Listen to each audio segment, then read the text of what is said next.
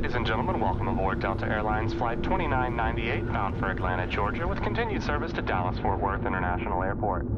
All carry-on items should now be stowed securely, either in an overhead bin or under the seat in front of you. This happened around 10 years ago, when I was around the age of 7. My family's always been one to travel a lot, and therefore, even though I was only 7, I had flown in an airplane more times than I could count.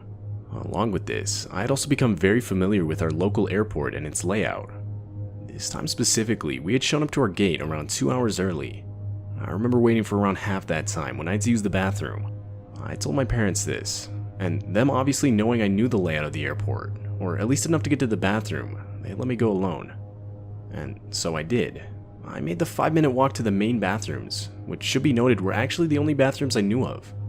It was around 3 a.m. at the time, and I guess that's when the bathrooms get cleaned, as they were completely roped off, which signified they were closed. I, again being 7 and not the best decision maker, proceeded to aimlessly walk around parts of the airport I was unfamiliar with to find another bathroom that I could use. And this led me to a hallway, which was sort of sectioned off from the rest of the airport. I thought I saw a bathroom sign near the end of it, and so I proceeded to walk down it. But when I was maybe halfway down the hallway, I clearly saw a head peek around a corner. It was a man. I instinctively stopped in my tracks. Hey kid, come over here. Without even giving it a second thought, I continued walking down the hallway, now towards this man. I honestly at the time just thought it was an employee, and that he was going to direct me to a bathroom I could use. But no, the man explained how he was lost and needed me to follow him so that I could help him find the right gate for his plane. At the time, I not only trusted and believed him, but I was actually excited at the thought of helping this man. Like I said before, I was familiar with a good portion of the airport, and I guess the thought of being able to help an adult made me feel special. I responded saying I would help him, but that I wanted to let my parents know what I was doing real fast. Not even as a precaution, I was literally just excited and wanted to tell them. I told the guy I'd be right back. As I turned around and started back towards my gate, the guy began yelling at me and told me that we didn't have enough time as his plane was about to leave. But I responded telling him I would be quick. Shortly after exiting the hallway, I looked back and saw the man practically running out of the hallway and down the stairs that ultimately led to the airport's exit. I figured that was that. I thought it was weird, but I never brought it up to my parents, and after finding a bathroom I could actually use, I practically forgot about the whole thing. Fast forward to a couple years ago, and some coworkers and I were talking about weird stuff that we experienced as kids, and that memory just suddenly came back to me. Being a lot older, it only took a second to connect the dots and realize what actually almost went down. It was a really disturbing feeling to only realize how much danger I was in years later. In retrospect, I definitely should have told my parents about it right after it happened, but I just hope the dude didn't try it on any other vulnerable kids like me.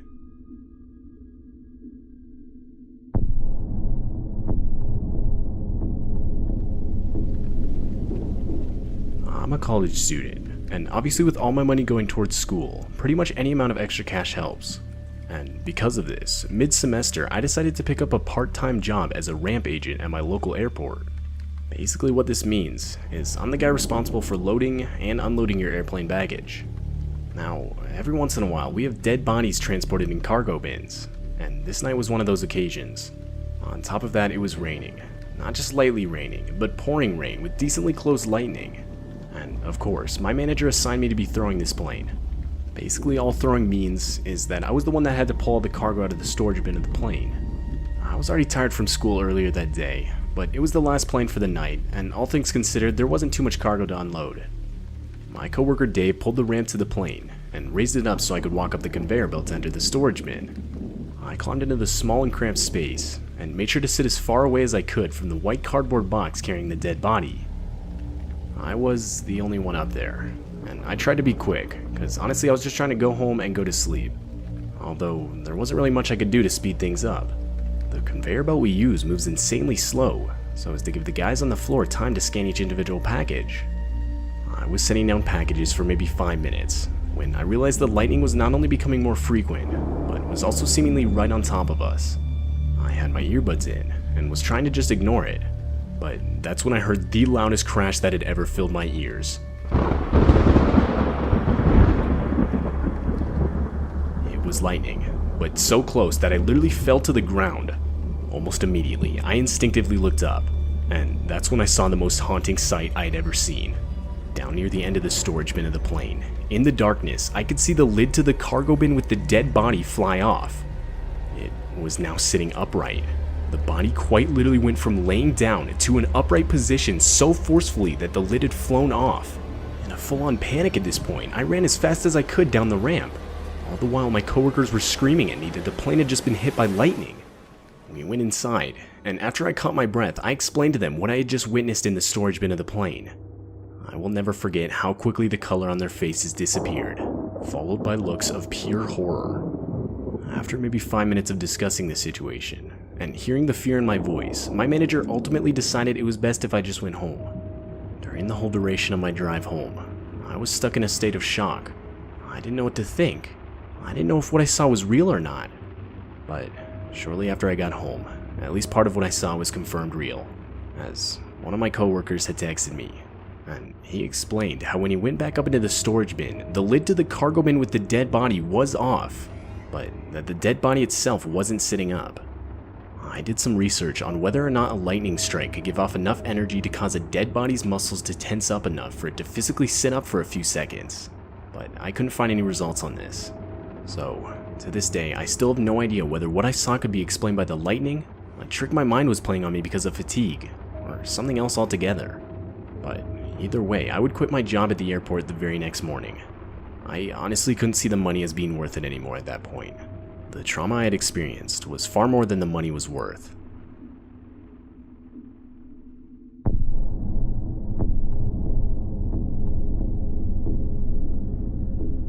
I live in Portland, Oregon, but because of my job, I'll often find myself in a completely different city for the weekend, or even sometimes a couple weeks at a time.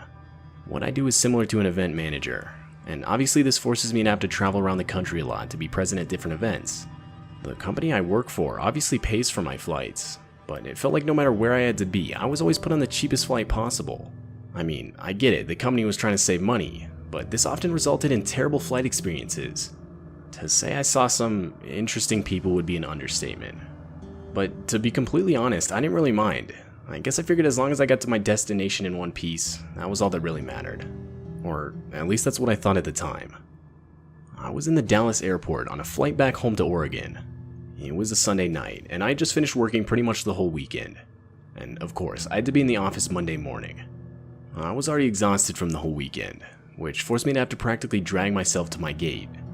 Something I probably should have mentioned is that my flight was actually in 2 parts, so I would go from Dallas to Sacramento and then to Portland. The first flight wasn't that full. I was in the window seat and only one other person was in my row. It was a middle-aged man.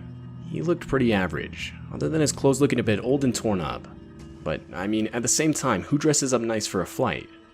We made polite small talk for a few minutes, although honestly I just felt like leaning up against the wall to fall asleep. As, like I said before, I was completely exhausted. I pulled out my phone to have something to watch while I did. Before I could even close my eyes, I noticed the dude looking over his shoulder in my direction. I honestly just tried to shake it off. I figured he was just trying to look out the window rather than my movie. But not even a minute later, I could hear the guy mumble something like, "Oh great, just ignore me then." This happened several times, but I convinced myself I was just misreading the dude. But eventually, I noticed the guy furiously scribbling writing on a page in a leather book he was holding. Instinctively, I kept peeking over at it, and I quickly realized pretty much the whole page was filled with handwritten words so small I could barely read them. I tried to make out what he was writing, and that's when I realized he was writing about me. My name had clearly been written down. I figured I must have given him my name when we had been talking earlier. I tried to make out more words, but I couldn't. They were too small and too far away. This made it almost impossible to fall asleep. I was honestly really disturbed, as I'm sure anybody would be. Finally, we landed in Sacramento, and people started getting off the plane. But the guy sitting next to me made literally zero effort to start packing up his things. It got to the point where it was our row's turn to get off, but still nothing. He was just sitting there with his head down, forcing the rows behind us to start getting off. I finally spoke up, explaining that I had a connection flight to catch, and that he needed to move. But still with his head down, and almost mumbling, he said, "I'm gonna follow you. You're not leaving this airport alive." I forced a laugh, thinking he was joking, but the dude sounded serious. He got up and let me out, but as we exited the plane, it became clear he actually intended on following me. My walk turned to a jog, and looking behind me, I realized he did the same. After maybe 5 minutes of this, I reached the gate to my connecting flight, still with the guy right behind me. I went up to the desk, doing my best to maintain my composure. And firmly, I explained that I had no idea who this guy that was now standing right next to me was. They both laughed, thinking I was joking, but after seeing the desperation in my eyes, their smiles faded. Hesitantly, they asked to see our boarding passes, and I handed them mine, but so did the guy that had been following me. The employees made a few calls, and shortly after told me to follow them. They immediately took me through the boarding door and closed it before the man could follow us. I was being boarded 10 minutes before anyone else. Eventually the rest of the passengers were let on, and a woman who sat behind me asked what had happened. I gave her a quick summary, and that's when she replied saying, "Yeah, that guy had a complete and total freakout the second you got on the plane. The dude was screaming and practically tearing his hair out. Police were actually called to take him away." This absolutely horrified me, and started to make me think that guy actually wanted to kill me. It's clear the dude had some sort of mental problems. Or I guess I can't confirm this, as I haven't heard anything else regarding the situation. But if that's the case, I just hope the guy gets the help he needs.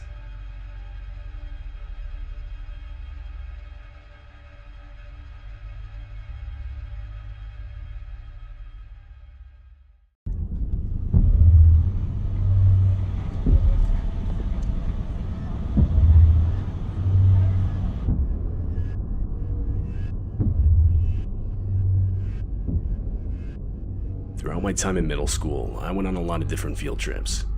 My school kind of believed in the idea that field trips hold a lot of educational value, and that's something I would definitely agree with. We went to a lot of different places, but no matter what, at least once every year our class would go to the zoo. I was in 7th grade. It was near the end of the school year, and this is the day our school was scheduled to take that trip. Now, we didn't live near a big city, so we weren't able to go to some big city zoo. Rather, we went to this smaller, but still decently sized zoo surrounded by forest. It was actually really well known where we lived, so despite its location, it saw a decent amount of business. Nowadays, however, I think the place went out of business, but I could be wrong. Our class had about 40 people. We would all travel in one group and take a predetermined route. But what sucked is, because we had such a big group, we didn't move quick enough to be able to see the whole zoo. To get around this, my friend Carson and I would sneak away from the group and create our own route just for the two of us. Heads were counted at the start of the trip, at lunch, and at the end of the trip. So as long as we made sure to be with the group at those times, we knew no one would notice. Not even 10 minutes after our group set off, and we split away. We explored different parts of the zoo all the way up until lunch. When lunch came, we inserted ourselves back into the group like nothing even happened. It went so smooth, in fact, that we had planned to do the exact same thing after lunch. Even with our pace, there were a few enclosures we didn't get to see yet. One I really wanted to see was the bat enclosure.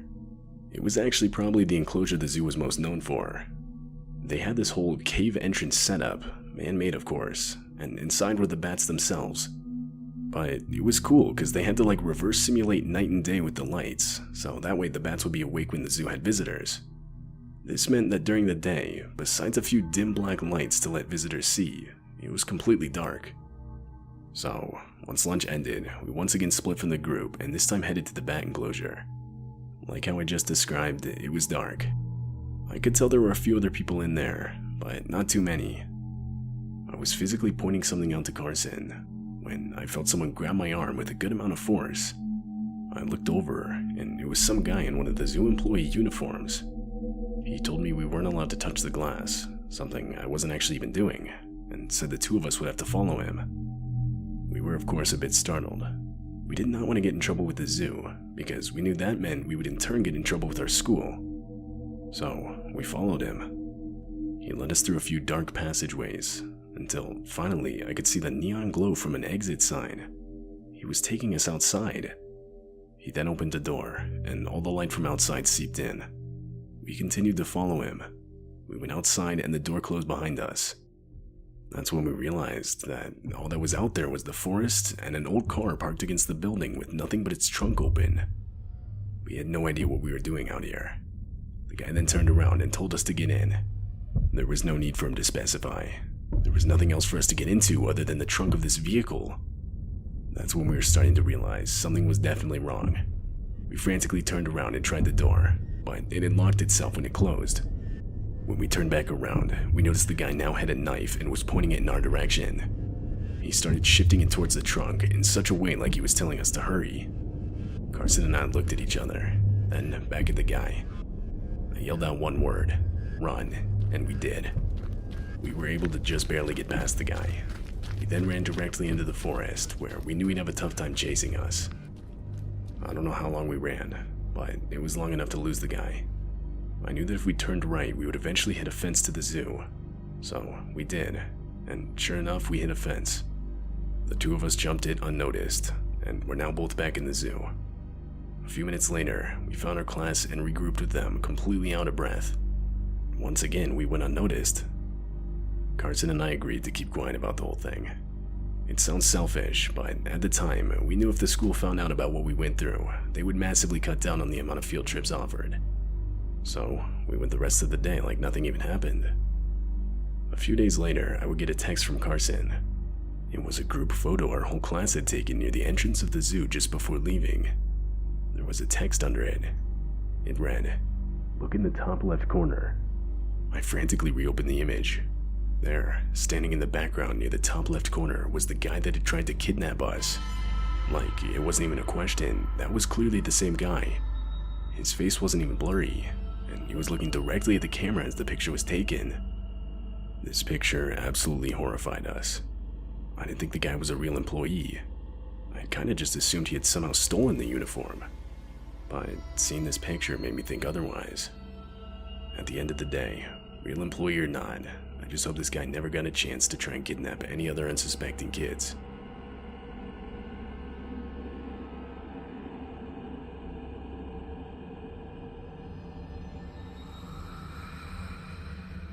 I used to live near a couple pretty well-known state parks as a kid. This was back when I was in elementary school, and the elementary school I went to would actually use the parks as field trip material. They would take us out there and teach us about plants, wildlife, just nature-centered stuff like that. If I remember correctly, I was in 1st or 2nd grade when this happened. The school had another one of these state park field trips planned. My whole class rode up on a bus. There were probably about 50 or 60 of us, so definitely not the easiest to keep track of. Regardless, however, the trip was going well. Eventually, it got to around lunchtime. Now, the state park had this playground, just like one you'd see at a regular elementary school. When we finished our lunch, we were allowed to go and play on it. Being a kid, I of course ate as fast as I could and went to go play. I remember I was by myself on a swing set that was sort of in a back corner of the playground. Really, I was waiting, because I guess I had finished so quick that there weren't really any other kids to play with yet. I was looking out at the trees, when I noticed an older guy, I would guess early 50s, partly hiding behind a tree looking at me. When he noticed I saw him, he stepped out from behind the tree completely, jokingly saying something about how I had caught him. He started walking closer towards me, and that's when I realized he had a camera in his hand. He started taking pictures of me, and when I asked what he was doing, he explained how he worked for a magazine company and needed new pictures for the front cover. 7 or 8-year-old me totally bought it. I mean, I genuinely remember thinking how cool it would be to see myself on the front cover of a magazine. The guy then began asking personal questions, like what my address was, what my parents did for work, what their phone numbers were, and what my social security number was. I couldn't really answer most of his questions, cause, again, I was just a kid. I didn't even know what a social security number was. But nonetheless, I answered his questions to the best of my ability. The guy then said he needed to go to his car, because he forgot to grab something. He asked me if I could go with him. I trusted the guy, so I said yes. He grabbed my hand and began leading me in the opposite direction of where the other kids were still eating lunch. He was leading me directly into the forest. I looked behind me and could no longer see the playground, rather just trees all around. I asked him where his car was, and he replied saying it was just up ahead. After a couple more minutes, a parking lot came into view. He continued to lead me to a car in the very back. He opened up the back seat and told me to get in. I looked up at the guy, now confused. I told him that I thought we were just coming back to get something. The guy then sternly repeated himself, this time in a yell. I was completely caught off guard by his sudden change in demeanor. I was now scared, and so I listened to him and got in the back seat. He slammed the door in my face and began running around the car to the driver's side door. He got in and started driving. In a shaky voice, I asked him where we were going. We locked eyes for a second in the rearview mirror, but he didn't answer me. He just had this disturbing, extremely focused look on his face. I tried the car door handle, but the child safety lock was on. I noticed we were nearing the exit of the park, and I remember tears beginning to well up in my eyes. This was the most distraught I'd ever been in my life. But that's when I noticed one of those park ranger pickups pull up behind us. I began frantically flailing my arms through the back window. I really was just doing anything to get the park ranger's attention. The man driving me noticed what I was doing and began shouting at me to get down and lay on the floor. He pulled a gun out from under his seat and started pointing it back at me. Naturally, I did exactly what he said, but the damage had already been done. The park rangers behind us put on their lights and signaled us to pull over. The man did so, but told me to stay where I was and not say a word. Though this effort would be futile. The park rangers had noticed me. The man was handcuffed first and asked questions second. One of the officers then found me and comforted me. When I told him what happened, backup was immediately called to the scene. The man would of course be arrested. I didn't ride home on the bus that day. Instead, my mom would drive over and pick me up. She was as equally angry with me as she was thankful that I made it out okay. She both embraced me and scolded me. It's rare for a day to go by where I don't think about this experience. I was saved from a kidnapping simply because of a right place, right time scenario. Those park rangers don't show up when they did, and I'm as good as gone.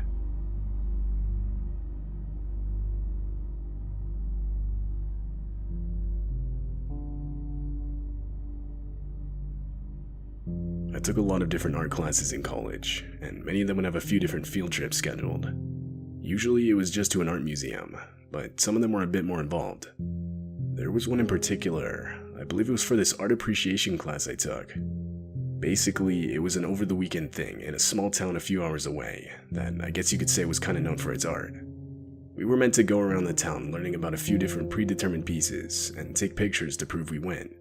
So it wasn't really a group thing, just kind of a go and on your own time learn about a few different pieces of art. The whole thing was only for extra credit in the class, but it was a pretty substantial amount. I asked one of my friends in the class, who I'll just call Alex, if she wanted to go with me. She agreed, so we reserved a room at some hotel, and that Friday night we started heading over there. The plan was to get there on Friday night, spend all Saturday looking at art, and leave on Sunday morning. When we arrived, we realized just how sketchy the area was. And I'll just be straight up, the motel looked terrible. It was clearly very old, but by that point, it was pretty much too late to look for someplace else to stay. We sucked it up and went to our room. The inside wasn't any better. I don't really know how to describe it. The whole place was just all around sketchy. But, I mean, it would only be 2 nights we'd have to deal with this. We figured we should probably get up early for tomorrow, so we decided to just go to bed. And that's exactly what we did. Fast forward, I honestly don't really know how long, and I woke up to the room phone ringing. I was confused. It was still dark outside. I picked up the phone and quietly said hello so as to not wake up Alex. There was no response, but oddly, there was slow breathing. Clearly, someone was on the other line. I said hello a few more times, this time a little louder. Though, still, no response, just breathing. Then, something I wasn't expecting. There was suddenly a knock coming from our room's door. But I could hear it through the phone as well. Whoever I was on the phone with was outside our room. That's when the line went dead, and I was once again in complete silence. I sat there in shock for a few seconds. I didn't know what to think of what had just happened. I decided to wake up Alex, who by this point was still asleep. I told her everything, and she confirmed it was definitely weird. We pulled back the blinds a bit, but there was no one out there. Ultimately, we decided that whoever this was had no way of getting in the room, so we both agreed to just go back to sleep and talk to the front desk about it tomorrow morning. Eventually, I did fall back asleep. I know this because at some point I woke back up again. It was still completely dark outside. I was a bit weirded out. Usually, I wake up to some noise, or I wake up because I have to use the bathroom.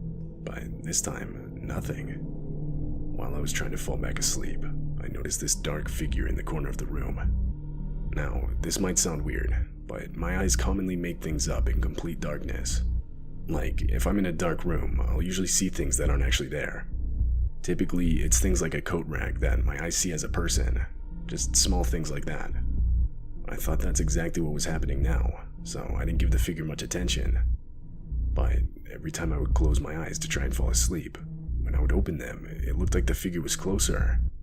It got to the point where it looked like someone was leaning over my bed. But I still thought I was just imagining it. I lifted my arm and was planning on passing it through the figure as a way to prove to my mind that it wasn't real. But as I did so, my arm hit something. It was a real person leaning over my bed. I screamed, and in a matter of seconds, the figure turned around, opened the door to the room, and was gone. Alex woke up and saw it happen. The both of us were scared out of our minds and completely out of breath. We shut the door, locked it, and this time barricaded it. We had no idea how this person was able to get into our room. We sat there wide awake until the sun came up. When it did, we immediately left, cutting our trip short. We didn't even talk to the front desk, but on our way back, we did call the police. We would later learn that apparently, when the shift of the person working the front desk had ended, they didn't confirm the next person with the shift had or was even planning on showing up. This left the front desk completely unattended. And that's when some unidentified person walked in and stole multiple customers' personal information, which included their room numbers. And of course, they also managed to get a master set of room keys, allowing them to enter any room. What practices the motel had that allowed something like this to happen is beyond me. And it's not even like the person has a chance of being identified. The motel is old enough to where there's not even a single camera installed, and no one saw the person's face. All I know is some person who's willing to break into our hotel room has all of our personal information, and this thought still disturbs me.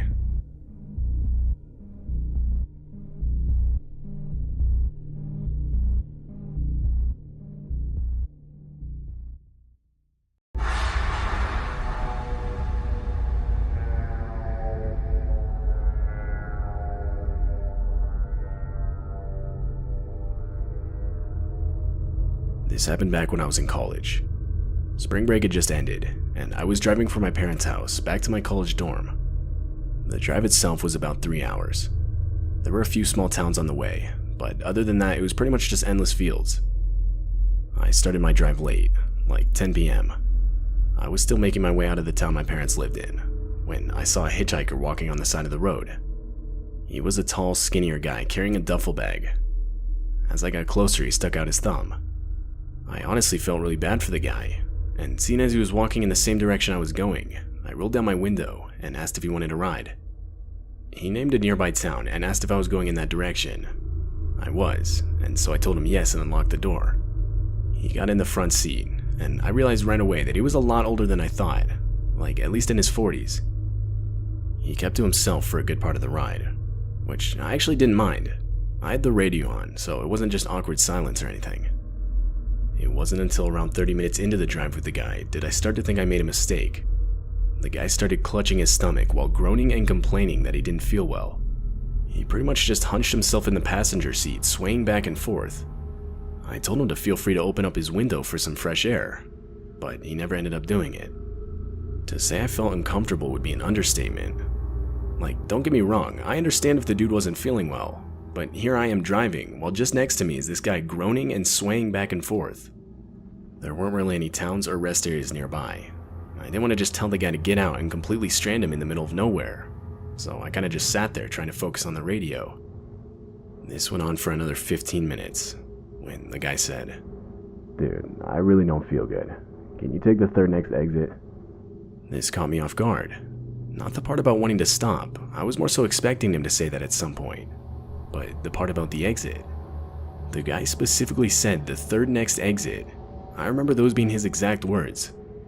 In the moment, I obviously thought it was weird. If I myself were sick, I would be much quicker to want to just pull onto the side of the road, or at the least take the very next exit.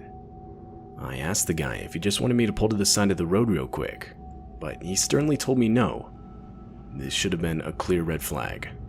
But I ultimately reasoned the specific exit he wanted me to take must have had a rest area I was unaware of, so I agreed. A few minutes later and I took the exit.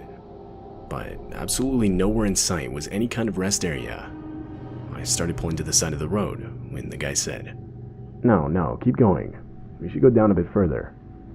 Again, this should have been a red flag I picked up on, but I did what he said. Eventually he told me to stop. He got out and within seconds disappeared into the darkness. I waited for the guy to come back for a few minutes, when I saw 5 hooded figures walking towards my vehicle, only revealed by the light of my headlights. They were clearly carrying weapons, and now charging towards my vehicle. I threw the car into drive and started darting it in the other direction, but they actually started shooting at me. From what I recall, 5 gunshots were fired, 2 of which hit the back of my car. Though, even still, I was able to get out of there. I didn't stop the rest of the way back. I did call the police and report it, but I never got any follow-up. When I made it back to my dorm, I would find the bullet holes in the back of my car. I think it's worth noting that one of them was only a couple inches from my tire, which makes me think whoever was shooting was aiming for the tires. But I'll never be able to know for sure. I don't fully know the motives of that hitchhiker that night, but at least to me, it's obvious he intentionally lured me into that specific spot, which, might I remind you, was nowhere near any type of civilization. I have since never picked up another hitchhiker.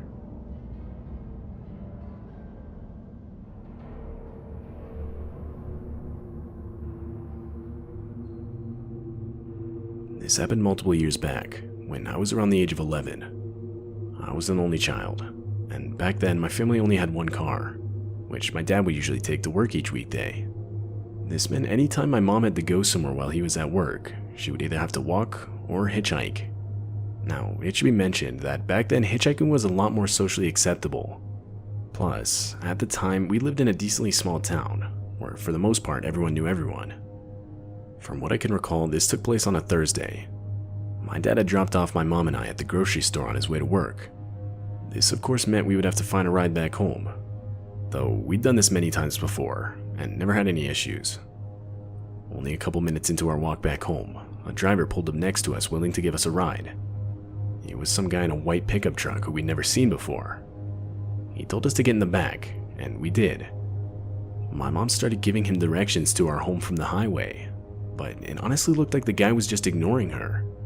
And when we came to our exit, this was confirmed, as he straight up drove right past it. The guy then went on to explain how he had to make a quick detour first.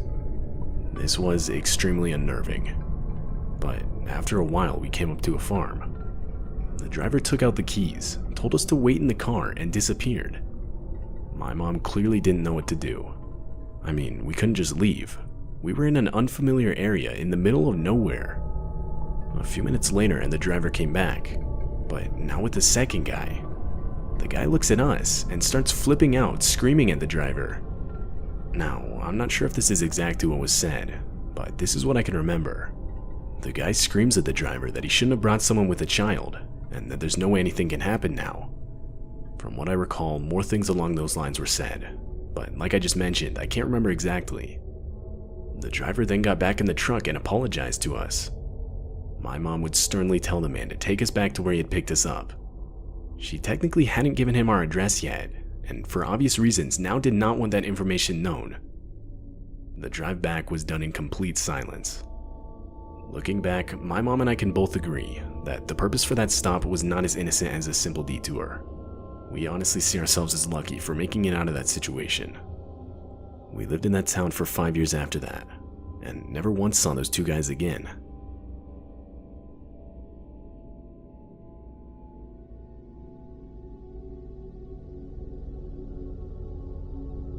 This took place in November of 2005.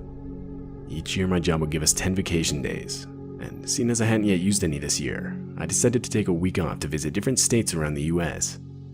To get around, for the most part, I would actually hitchhike, which is something I've done multiple times in the past. Despite all the horrible recognition it gets nowadays, I actually really enjoy doing it. I've met a lot of people through hitchhiking that I still call friends to this day. Anyway, it was around 2 p.m. I was walking down the road, giving the usual thumbs up signal hitchhikers typically give. It had been a while since my last ride, and I'll be the first to admit I was getting a little desperate. Eventually, a red pickup truck pulls up next to me.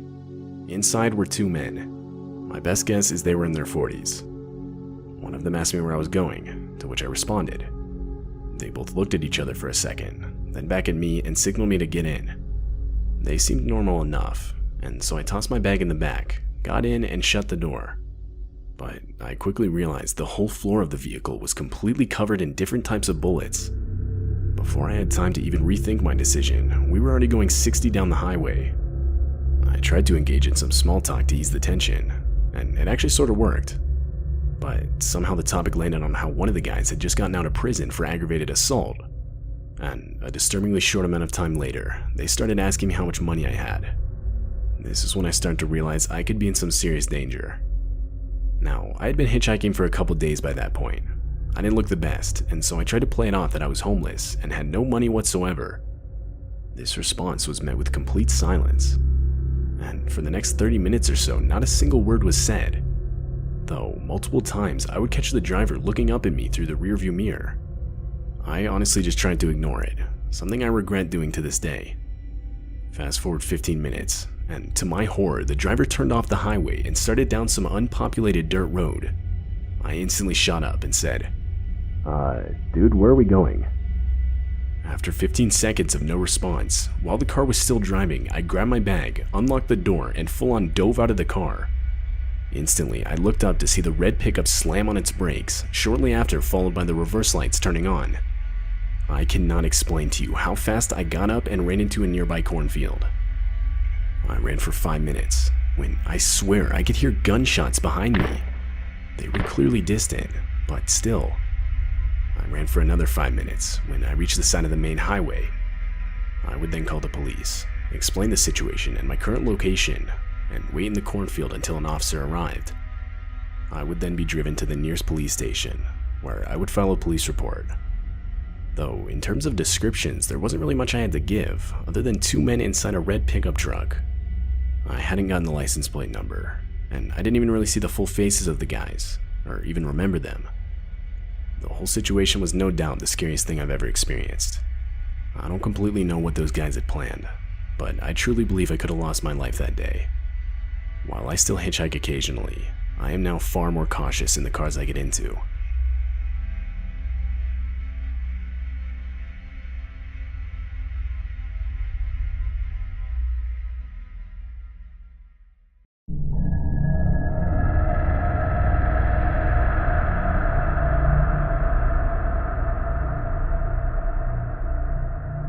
This happened shortly after I turned 15 years old. As a birthday gift, my parents had given me an Xbox. I was even given my own monitor, which allowed me to play it in my room. My room was upstairs, and in the weeks after my birthday, I of course spent a lot of time up there. It was a Saturday night. I was talking in an Xbox party chat with two of my school friends. Both of my parents were out of town at a work convention for the weekend, so I was home alone. I had my headphone volume pretty loud, but during a pause in our conversation, I heard a thumping sound come from downstairs. If you've ever been home alone as a kid, you'll know that any abnormal sound gets your mind imagining the worst. I turned down the volume and took one headphone off my ear. Nothing happened for the next 5 minutes, but shortly afterward I heard the same noise again. I told my two friends about it this time, and they both encouraged me to go check it out, joking how someone might have broken in. I laughed and agreed to do it during the next break in our game. When that came, I took my headphones off and started walking towards the stairs. I began walking down them, and as I did, I began to hear soft whispering. I was only halfway down, but I completely froze up. I intently listened, trying to make out whether what I was hearing was actually real or not. Eventually, I crouched down to get a look into the living room. There, I saw 4 fully grown men, all completely covered in black, silently walking around. I genuinely couldn't process what I was seeing. All I knew is that I had to get back upstairs. I slowly started crawling back up them, and of course, one of the steps let out a loud creaking noise. It echoed throughout the house before returning to silence. There was no way they didn't hear it. Thinking quick, I ran to my room, put on my headset, and told my friends to call the police to my house. They sounded confused, and now in a serious tone asked what was going on. I didn't feel like I had enough time to explain, so I just told them to hurry and threw my headset down on my desk. I knew that locking myself in my room would be an obvious sign that I was inside. I still locked the door and closed it behind me, but instead I hid in the bathroom further down the hallway with the light off and door slightly cracked open so that they wouldn't think to check it. I could hear multiple sets of boots slowly walking up the stairs as I sat in silence. They kept getting louder until I could hear banging on my bedroom door down the hall. Not banging like trying to get my attention. Whoever was doing it was clearly trying to break down the door. Voices started yelling out, saying things like how I needed to open the door if I didn't want anything bad to happen to me. I was absolutely horrified. I got up and started desperately opening the bathroom window. I guess I'd made too much noise, because a set of boots started heading down the hall. Just as the bathroom door fully opened, I managed to dive out of the window head first. I landed badly on my neck, but still managed to look back up at the bathroom window. A silhouette stood motionless looking back at me. That's when the backyard door slid open and 3 men came running out towards me. I tried getting up to run, but I couldn't in time. All 3 of them started grabbing me and pulling me back towards the house. But this would be interrupted by the distant sound of police sirens. The 3 of them stopped. They looked up at each other. They then sprinted to the backyard fence, climbed it, and I never saw them again. A few moments later, and the police showed up in the backyard. I told them which way the men had gone, to which a couple of them started off in that direction, while another stayed with me. The only man that was caught that night was the one inside the house. The other 3 that ran were never found. As police were asking me questions, my 2 friends who I was playing Xbox with pulled into the driveway on their bikes. Even to this day, I still routinely thank them for calling the cops, as it likely saved my life. Found left behind in the house were 4 different knives and a couple fully loaded pistols.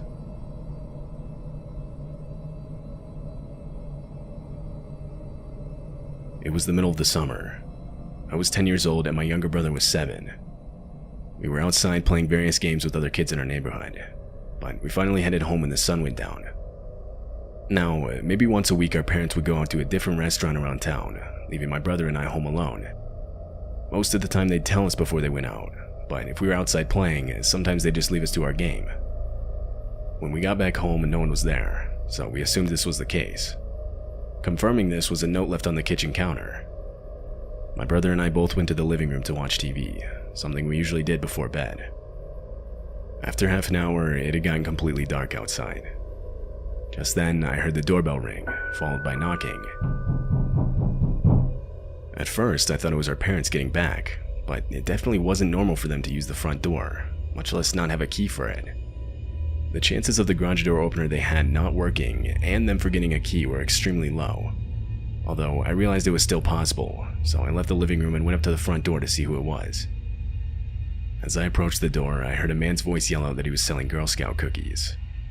I was extremely confused considering the time of day. I look through the peephole and see a grown man, completely alone, no cookies in hand, and not with his daughter as I was expecting. The man yelled out once more, before moving his hand to the door handle. My heart dropped, realizing that we had forgot to lock the door when coming in for the night. The door handle slowly started turning, to which I quickly engaged the deadlock. A clicking sound echoed out. It was too loud. Clearly the man had heard it and now knew someone was inside. I waited a minute, before once again looking through the peephole. The man was now looking through our living room window, directly at my younger brother, who was completely unaware to what was going on. What's more is, from where he now stood, I could make out a gun holstered on the left side of his waist. I ran back to the living room and closed the blinds. I told my brother we should get some ice cream downstairs in the basement. I needed to get him away from any windows, but I knew that if he knew what was going on, he would freak out. He agreed and we went downstairs. I silently locked the basement door behind us. We ate our ice cream, and eventually I could hear the hum of the garage door opening from upstairs, signifying that my parents were back home. Later, when my brother wasn't around, I told them what had happened. They were horrified and understandably called the police. Police inspected the place, and one of the first things they noticed was how the front door's lock had clearly been tampered with, basically confirming the man had ill intent and was trying to break in. What he'd planned to do when he got inside, though, I can't say for sure, and neither can police. The man was never identified. To this day, my younger brother doesn't even know this whole event took place.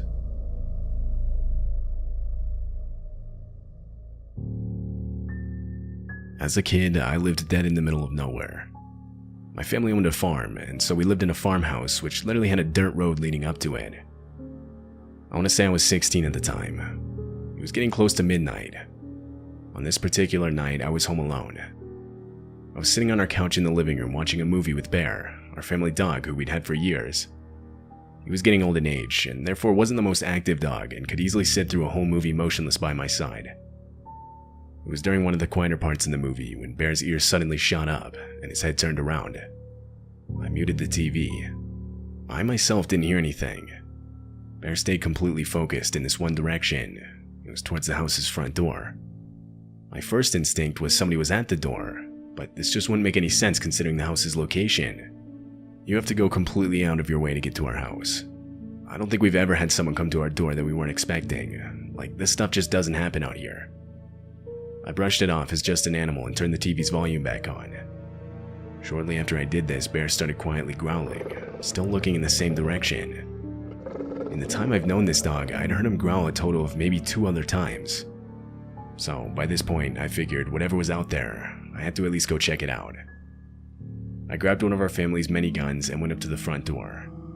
I opened it and saw nothing, so I walked out. I got maybe 30 yards from the front porch and looked out into the night. Nothing but black emptiness, so I turned back around. I took one step back towards the house before I stopped myself. Sitting on the edge of the deck was a man curled up in the fetal position. It looked like he was trying to hide himself. I stood there trying to think of what to do next. I was not about to walk up right next to this guy, so as silently as I could, I went around to the back door. It was unlocked, because we always left our doors unlocked. That's not something we typically have to worry about way out here. Right as I got inside, I ran back to the front door, shut and locked it. I then did the same with all windows and doors around the house. I called the police, and after a full 30 minutes, they finally arrived. They searched around the whole property, but didn't find anything. This was somewhat relieving. A part of me honestly started to think I had just imagined the sighting. After the police left, I ultimately decided to just go to bed. The next morning, I get up and go down to the kitchen to start making breakfast. But when I went to grab a knife to cut some fruit, I couldn't help but notice one of the knives was missing. I stood there confused. I was sure it was there the night before. I got a bad feeling and decided to call the police again. 2 officers showed up, and this time I had them search inside the house. I stood outside while they did so. After a few minutes, the 2 officers came back out with an old, scrawny-looking man in handcuffs. The man was found under the basement stairs, gripping a knife with both hands. It was the knife missing from my kitchen. After a short-lasting struggle, the man was detained. This was the same man that was hiding outside. After giving the whole story to police, they believed that most likely he had simply gotten in through the front door during the time it took me to go around the house and get in through the back door. From what I know, the man said nothing when questioned about what he was doing way out here, or what he had planned. But the fact that he grabbed a knife couldn't mean anything good. I still think about what would have happened had the man searched any more of the house that night, and possibly found me sleeping.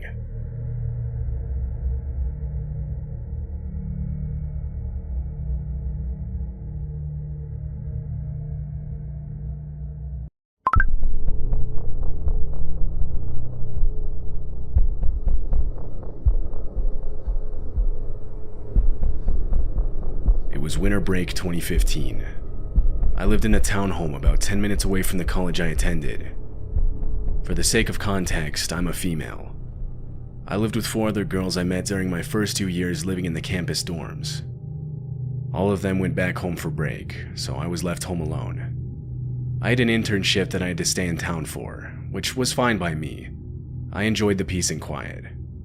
Plus, flights back home were wildly expensive during that time of year. The first couple weeks were fine. I actually got a lot of work done. But that's when things started getting weird. Back at the start of the previous semester when I had first moved into the place, in one of the townhomes across the street, we met a guy around the same age as us. I assumed he went to our same college, but looking back, I never actually asked him. He just kinda looked that age, so I kinda assumed he did. He always acted sort of creepy and awkward. He would often try to spark up conversations with us as we walked outside to our cars. a month into the semester, and he walked up to me, really nervous, and asked for my number. I already didn't like to give out my number to guys who asked for it, but I could tell it took him a lot of courage to ask, so I opted to give him my Snapchat username instead. He happily agreed, and I went on my way. A few days went by, and I was already starting to regret this decision. First of all, his Snap score was literally 0, meaning he had made the account for the sole purpose of adding me. I wanted to give him the benefit of the doubt because he was new to the app, but some of the things he would send me were just downright inexcusably creepy. Like, he would send pictures of my bedroom window at night saying he was about to go on a late night run, or a picture of campus asking if I was in class and which building I was in. Anyway, fast forward back to winter break, and he was still sending snaps like this. What creeped me out the most was he picked up on the fact that I was home alone, because he kept sending pictures of just my car parked in front of our townhome. One night, I was asleep in my bed and was woken up to the Snapchat notification sound. I reached for my phone on my nightstand and saw that it was him. I opened it. It was just a black screen. I was a bit annoyed and went to the chat to tell him not to send me snaps so late in the night. Right as I started typing, I heard a buzz. And when I sent the message, I heard another buzz. It was close to me. His Bitmoji popped up in the chat and he started typing. "Sorry, I didn't mean to wake you up." I was still thinking about the perfectly timed buzzing sounds. I sent a chat saying, "Where are you?" His Bitmoji sat there for a full minute before he started to type something. He then stopped typing and left the chat. My heart began racing. I didn't know what to do. I wasn't sure if this was a good idea, but right then and there, I Snapchat video called him. Immediately, constant buzzing rang out from under my bed. I got up and ran out of my room toward the front door. From there, I sprinted to the nearest gas station, where, out of breath, I told the on-duty cashier what had just happened. He called the cops for me. It took them 5 minutes to arrive, all the while I was spammed with Snapchat messages. They started out begging me not to call the police, but slowly got more and more aggressive with each one. In the last one, he threatened to kill me. I showed the cops, and they began searching the house. After a few minutes, they found him hiding in one of my roommate's closets. They handcuffed him and took him out to the back seat of their patrol car. He was covered in sweat and shot multiple looks in my direction. I texted my roommates that night, and they agreed to canceling our lease early. Within the month, we all had moved into a house 25 minutes away. I don't know what ended up happening to the guy. I never kept up with his case. I've since stopped using Snapchat.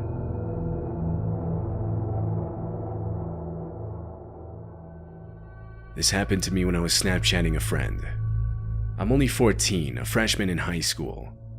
My best friend Anna and I were Snapchatting back and forth one night while I was studying for a big test I had the next day. Our conversation was starting to get dry. She sent me a snap of herself in her room without a caption. I replied, ranting about the test I had tomorrow, saying how unprepared I was for it, and asked her what she was doing. She sent me a picture from a different angle, this time showing homework in front of her with the caption, "Yeah, well, at least you don't have a group project due tomorrow that we've barely started on." I analyzed the photo a little longer, trying to see what class the homework was for. As I was doing so, I noticed something strange in the background. It looked like a shadowy figure was standing in the corner of her room. I quickly sent her a message asking if anyone else was in the room with her. She replied saying that she was home alone. I was starting to get really scared at this point, but I didn't want to alarm her, so I sent her another message saying that I had to focus up and go study for my test. Immediately, she opened it, but minutes went by and she didn't respond, which was pretty uncharacteristic of her. I started to worry that something was seriously wrong. I began regretting not screenshotting the snaps so that I could have gotten a second look and proved that I was just overthinking the whole thing. I called her, but she didn't answer. I sent a few more chats, but I still didn't get a response. I was really starting to panic, so I decided to go to her house and check on her. She lived only a 3-minute bike ride away. When I got there, I saw that most of the house lights were on. I called her again, but she still didn't answer. I was about to give up and go home, when I noticed her bedroom window was slightly open. I grabbed a screwdriver I found lying on the ground and climbed up onto the roof where her bedroom window was. I looked inside her room, and that's when I saw the shadowy figure, again standing in the corner. But this time it was closer to her bed. I knew I had to act fast, so I broke into her room and tackled the figure. It was an older man. He was much bigger than me, but I managed to jab the screwdriver into his left shoulder before he could overpower me. He screamed out in pain before diving back out of the window and down onto the lawn below, grabbing his left shoulder as he ran. I looked around the room and realized Anna wasn't there. I yelled out to her and got a response from downstairs in the kitchen. I explained everything, and we both used her phone to call the police. Police located a blood trail and followed it a few yards down the sidewalk before it abruptly disappeared, suggesting the man got into a car. Anna said how after I told her I was going to study, she put her phone down and went downstairs to make some food, which explained why she didn't answer my calls. That's when, a few minutes later, she heard the commotion upstairs. It's horrible to think about, but I honestly wonder what would have happened if I never noticed the guy on her Snapchat.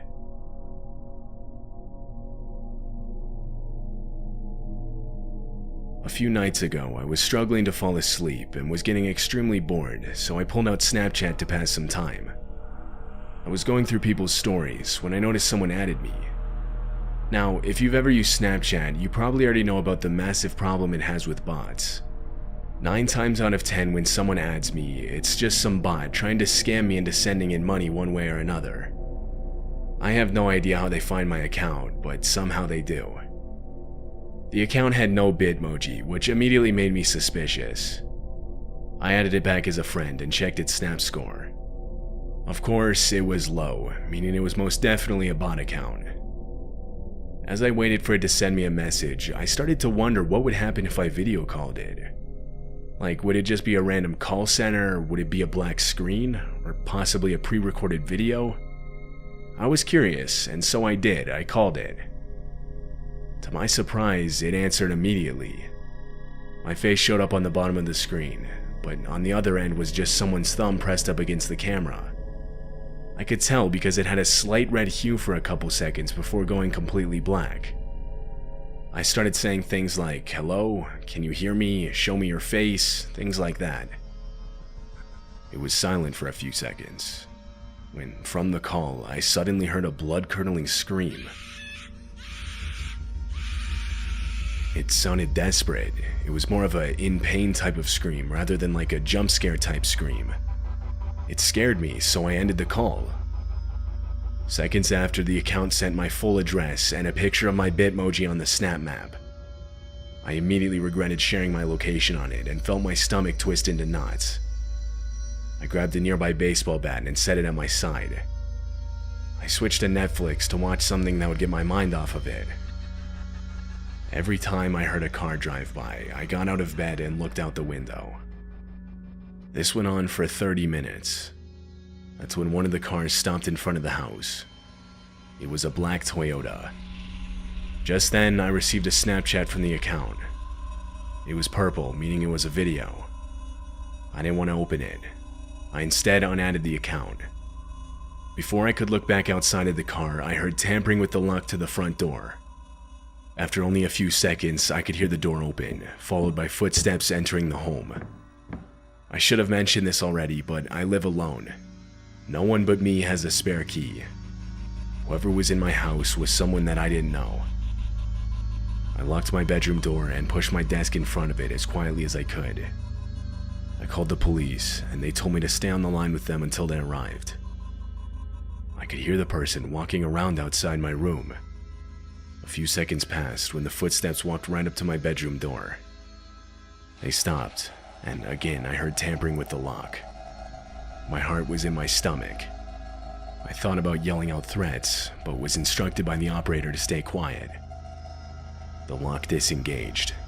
The door was pushed, but the desk stopped it. Finally, distant sirens could be heard, followed by sprinting footsteps back outside the house. I looked out the window and saw a hooded figure get inside the black Toyota and drive off. Police parked out front, and I unbarricaded my door to walk out and talk with them. They asked me a few questions, which I answered the best I could. They asked about the Snapchat account, so I went in to add it back. The video was still there, so we opened it. It was a video taken from inside a car, showing the front door of my house, confirming the account was owned by the intruder. The police thought it was a kidnapping attempt, that the person behind the account would add random people in the hopes that they add them back with their Snap Map location on. I don't know if this has always been a thing, but this was the first time I had ever heard of accounts doing stuff like this. It made me seriously rethink all the bot accounts that I would add back on that app. I turned my Snap Map off and deleted the app off my phone. They were unable to trace the account back to anybody, so whoever it was is still out there.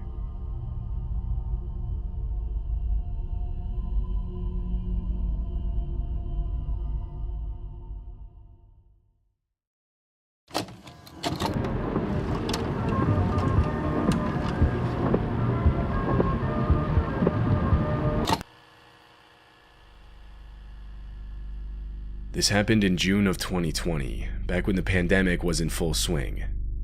Like everyone else, I was spending a lot of time inside. I wanted to get out and had the idea of going camping. 6 of us planned to go. We found a really nice looking spot on Google Maps that was alongside a lake. It was 5 hours away. We decided to take 2 cars since we couldn't comfortably fit all of us with all of our stuff in just one. In the first car was me, my sister's friend Hannah, and a guy Hannah brought named Jack, who I didn't really know if it was her boyfriend, just a friend. I didn't know and I didn't ask. The second car had my cousin and her husband Josh. We packed up the cars and started making the long journey through the mountains around 3 a.m. so we could get to the spot early that morning. The drive started out normal. But about 2 hours into it, Jack started complaining about how sick he was starting to feel.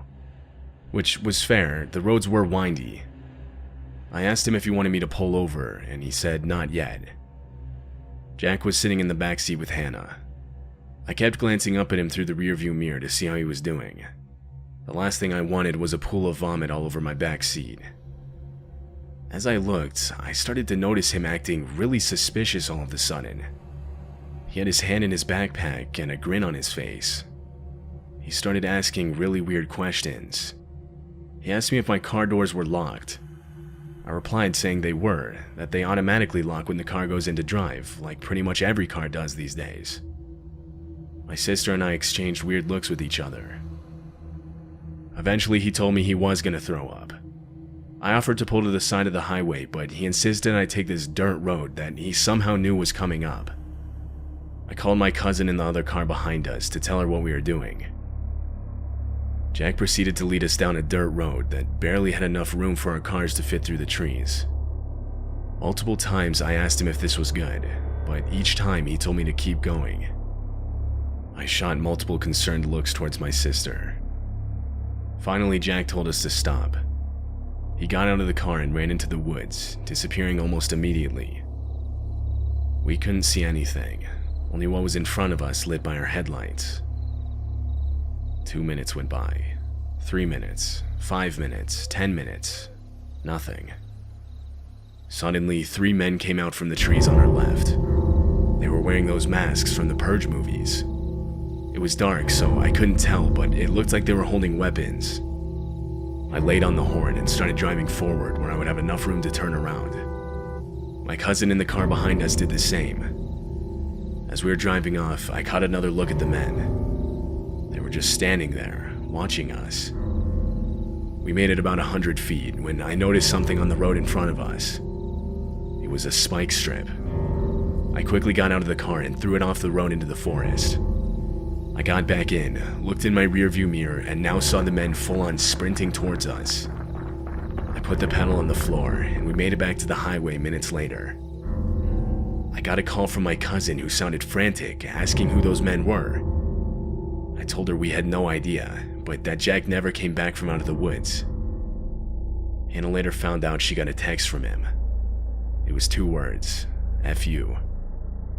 We started questioning Hannah how she knew Jack, because like I said, I didn't know if it was her boyfriend, friend, or what. She said she had met him on Tinder a couple weeks back. We went through his profile and saw immediate red flags.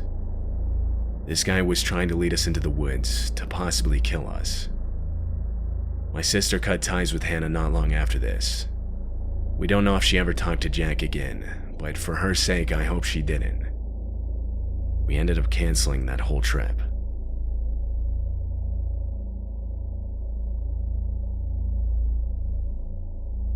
Let me start by saying I've always really enjoyed road trips. I'll sometimes take them just for fun, listening to music and getting lost. It's usually just over the weekend or so. I go with my dog Zeke and usually spend the night in a cheap motel if it ends up being a multiple day thing. A few nights ago, I was taking another one. On my way back, I'd left later than I usually would.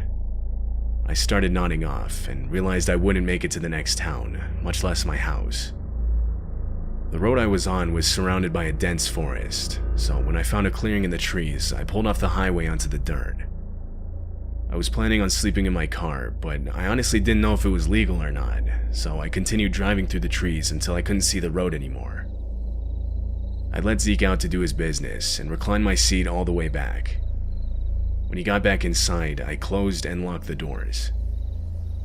To describe where I had parked, it was opposite a small cabin, but not directly in front of it. And again, there were plenty of trees, so I didn't feel like I was intruding on the owners in any way. Plus, at least from what I could see, it looked abandoned anyway, so I'm not sure anyone even owned it. After a few minutes, I started drifting off. I must have been sleeping for at least a few hours when I woke up to Zeke softly growling under his breath. I sat there listening, trying to understand what he was hearing. Just then, I began hearing footsteps coming from outside the car. This was followed by a long, high-pitched scratching sound. Zeke started going crazy, barking non-stop. I turned on my headlights and saw a very tall, middle-aged man dragging what I thought was a key around the perimeter of my car. He walked very slowly. I didn't know if he could see me, but it felt like he didn't take his eyes off of me the entire time. He had this malicious grin on his face. Horrified, I adjusted my seat back upright and started the car ready to gun it. But he had made his way to my front bumper. All other sides of my car were surrounded by trees. The only way out of there was through him. I yelled out and laid on the horn, Zeke still aggressively barking. That's when I saw that he was holding a butcher's knife. He started walking to my driver's side door, giving me an opening. I took it and started driving back towards the highway. I drove home without stopping. I got out to check the damage, and my paintwork was completely ruined. I don't know if that guy was trying to teach me a lesson for parking on his property, or if he even owned the property, I don't know. I don't plan on ever sleeping in my car again, at least not in a remote area.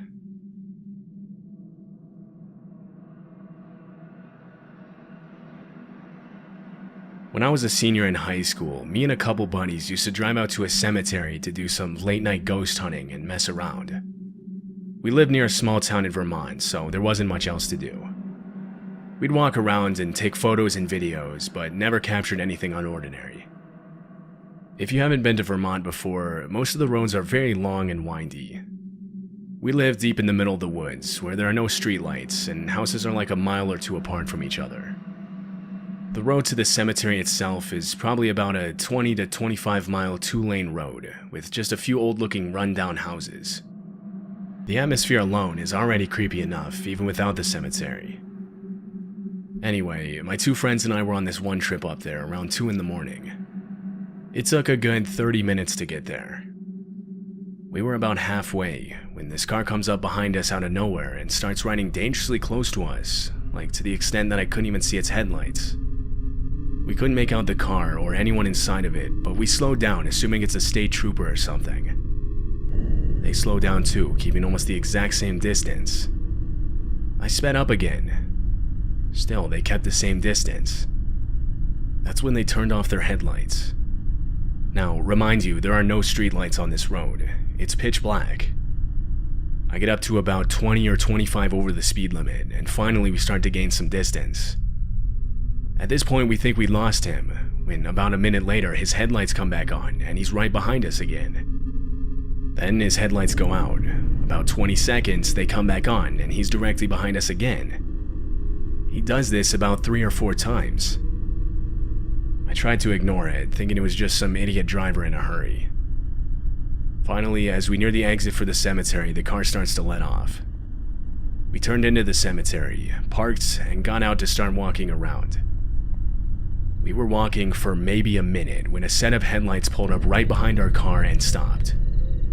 Now, mind you, it's 2 a.m. No one else should have been out here. The 3 of us each ducked down behind a headstone and watched. 2 masked men got out of their vehicle, both with some type of blunt object in their hands. My heart sank.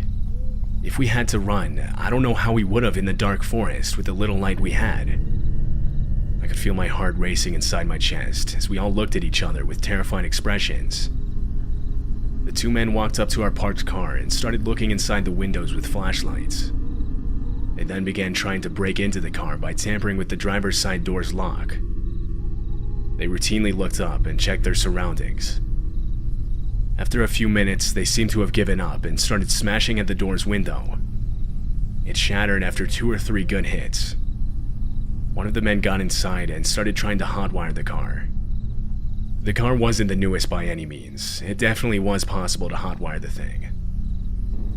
I sat there, praying they wouldn't be able to. It must have been 20 minutes when they gave up. They took everything out of the car, put it in their car, and drove off. Before getting out of our hiding spots, we called the police. When they arrived is when we finally revealed ourselves. We lost hundreds of dollars worth of camera gear that night. One of my buddies lost his whole camera, while the rest of us all lost things like tripods, camera lenses, and other gear. The cops took all of our statements and got photos of the car's broken window. One of the officers told us how common it actually is for people to get victimized and have their cars stolen by force on these empty highways during these hours.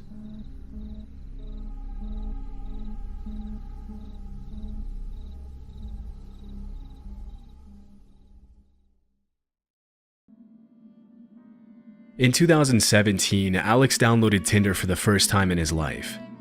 Because he'd never had much success with women and he didn't consider himself too attractive, he figured he might as well try his luck with dating apps.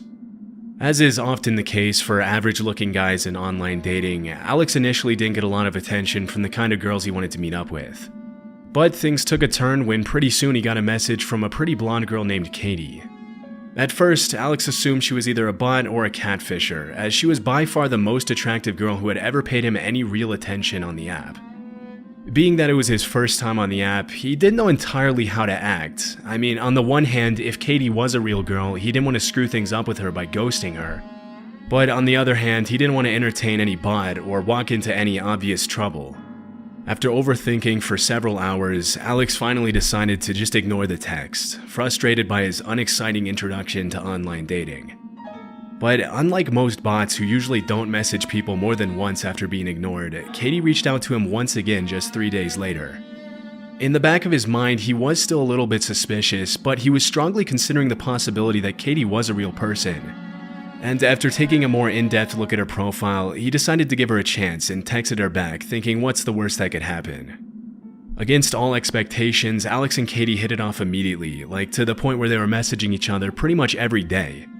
Having that nagging feeling in the back of his mind that she actually wasn't real the entire time, he finally asked her to prove she was real by having a video call.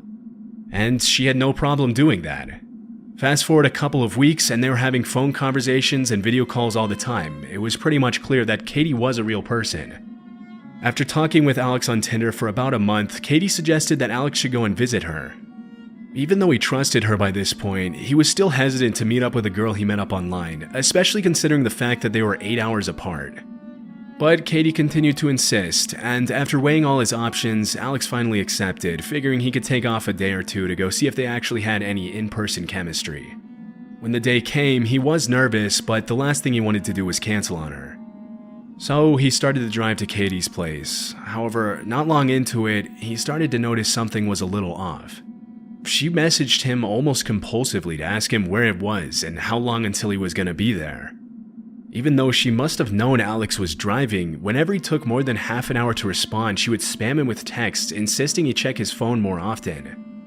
It threw him off a bit, of course, but Alex was nervous, and so he chalked it up to her being nervous as well. He kept driving, and as he got closer to the location Katie had given him, he realized it was going to be harder than he thought to find the house. The directions were pretty confusing, and he had to drive through a series of gravel roads surrounded by thick trees to get to the location. Every road kind of just looked the same. After driving around in probably multiple circles for what felt like hours, he finally made it to Katie's at about 2 p.m. He was immediately surprised by how old the house looked. There was a boarded up window on the second floor, and the building looked like it had seen better days for sure. Still, he caught a glimpse of the red buggy that Katie loved to talk about over text, and feeling slightly comforted, he parked right in front of the garage. He texted her that he was there, and Katie replied with a single smiley face. It was a bit weird, but he figured that was the go-ahead to get out of the car and finally knock on the door, so he did so.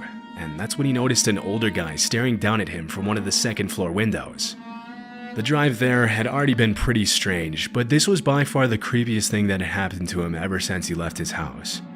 Still, he did remember one time over the phone how Katie had talked about her dad and how he would sometimes visit her, and he assumed the man on the second floor must have been him. Again, going back to feeling nervous, he finally knocked on the front door where Katie appeared a few seconds later, inviting him in with a warm smile. Even though he FaceTimed her multiple times, so he pretty much already knew she was real, after all the things that had happened, he was pretty relieved to actually see her in person. She gave him a hug, and he breathed a bit of a sigh of relief. They talked for a little while, and that's when Alex asked her why she hadn't told him about her dad being there that day. Katie's face instantly showed confusion, and she responded that her dad was halfway across the country and wasn't planning on visiting for at least a few weeks. As far as she knew, she was home alone. Thinking she was obviously just trying to scare him now, Alex kind of rolled his eyes and explained how he had seen her dad looking at him through the second floor window when he got out of his car. That's when Katie's face turned an obvious pale color, and she whispered to Alex that they had to leave the house immediately. Surprised by the seriousness of her reaction, his heart kind of fell to the bottom of his chest, realizing they might be in serious danger. They went out the front door and got a good view of the house a good distance away, and that's when Alex begged for an explanation. According to Katie, she wasn't expecting any other visitors, and she didn't know who the old man was or how he had even gotten in. Alex called the police as Katie was sort of standing behind him, and that's when he heard her kind of gasp and point up at the second floor window. There again was the old man looking down at them. He looked sort of old and frail, as if he hadn't eaten in several days. As soon as he noticed that he had been noticed, he sort of backed away, slowly disappearing into the darkness of the rest of the house and out of view from Katie and Alex. Pretty terrified from the sight, the two of them got into Alex's car, where they locked the doors and waited for police to arrive. They didn't want to fully leave the premises because they wanted to be there when the police arrived, but they also wanted some sort of safety to protect them if any sort of danger came their way from this man. 2 police officers arrived about 30 minutes later. They happily searched the entire house from top to bottom. However, they didn't find anything, except the back door hanging wide open, but the man himself was nowhere to be seen inside the house. The cops couldn't really do anything at that point, so they kind of just told the two to go back inside and make sure all the doors and windows are locked and to call them back if anything else happened. They left, and Katie, pretty understandably, was too scared to spend the night alone, and so Alex agreed to stay with her downstairs on the couch to avoid going to the second floor. Katie explained how her dad owned a shotgun, and so the two of them grabbed it and put it by their side as they sat there. They sort of tried to fall asleep, and a couple hours later, Katie actually managed to do so. But Alex sort of felt an obligation to protect her, and so he remained awake watching TV with the shotgun now on his lap. Ever since the cops had left, the night was going pretty peacefully, and Alex, kind of forgetting about what had all happened, he even thought he might still have a chance with Katie the next day. But at around 2 a.m., Alex started to hear the sound of a doorknob being turned in the upstairs kitchen. Horrified, he tightened his grip on the shotgun, determined to scare away whoever was trying to get into the house. He slowly walked up the stairs to the kitchen, where he turned on a light so his presence would be known. He pointed the shotgun at the door that was making the noise, and to his horror, on the other side of the glass door, he saw the same frail-looking old man from earlier that afternoon. For a guy who was blatantly breaking and entering, the man looked shocked to see Alex, but after a couple of seconds, he turned around and ran off into the woods once again. He immediately went downstairs to wake up Katie and told her what had happened, and called the cops for the second time that day. Again, they took about 30 minutes to arrive, and this time, instead of searching just the house, they also searched the surrounding woods. However, the old man again was nowhere to be found. All they could do this time was suggest to Katie and Alex to go sleep somewhere else for the night, as obviously this house was not safe. Realistically, Alex realized that they probably should have done this after the first time of seeing him, but he was kinda just going along with Katie. Obviously, he realized this wasn't the best first date, but he was just happy that the two of them were okay. The cops left, and so Alex and Katie sort of said their goodbyes, and Katie went to go spend the night at her friend's house. Alex hung around for a little while longer to call his brother and tell him about what had happened. A few minutes later, sitting in his car on the phone with his brother and about to pull away, he saw someone move out of the corner of his eye. He noticed it was the same old man standing in front of the house watching him. He put the pedal to the floor and told his brother what was happening, sort of as it was happening. After he got off the phone with his brother, he debated calling Katie and telling her what had happened. He didn't really want to, knowing that it might scare her, but ultimately he decided he probably should. Although he did end up going on a couple of dates with Katie after that, he said he never fully got over the incident, and they eventually broke things off. According to Alex, Katie never went back to that house alone.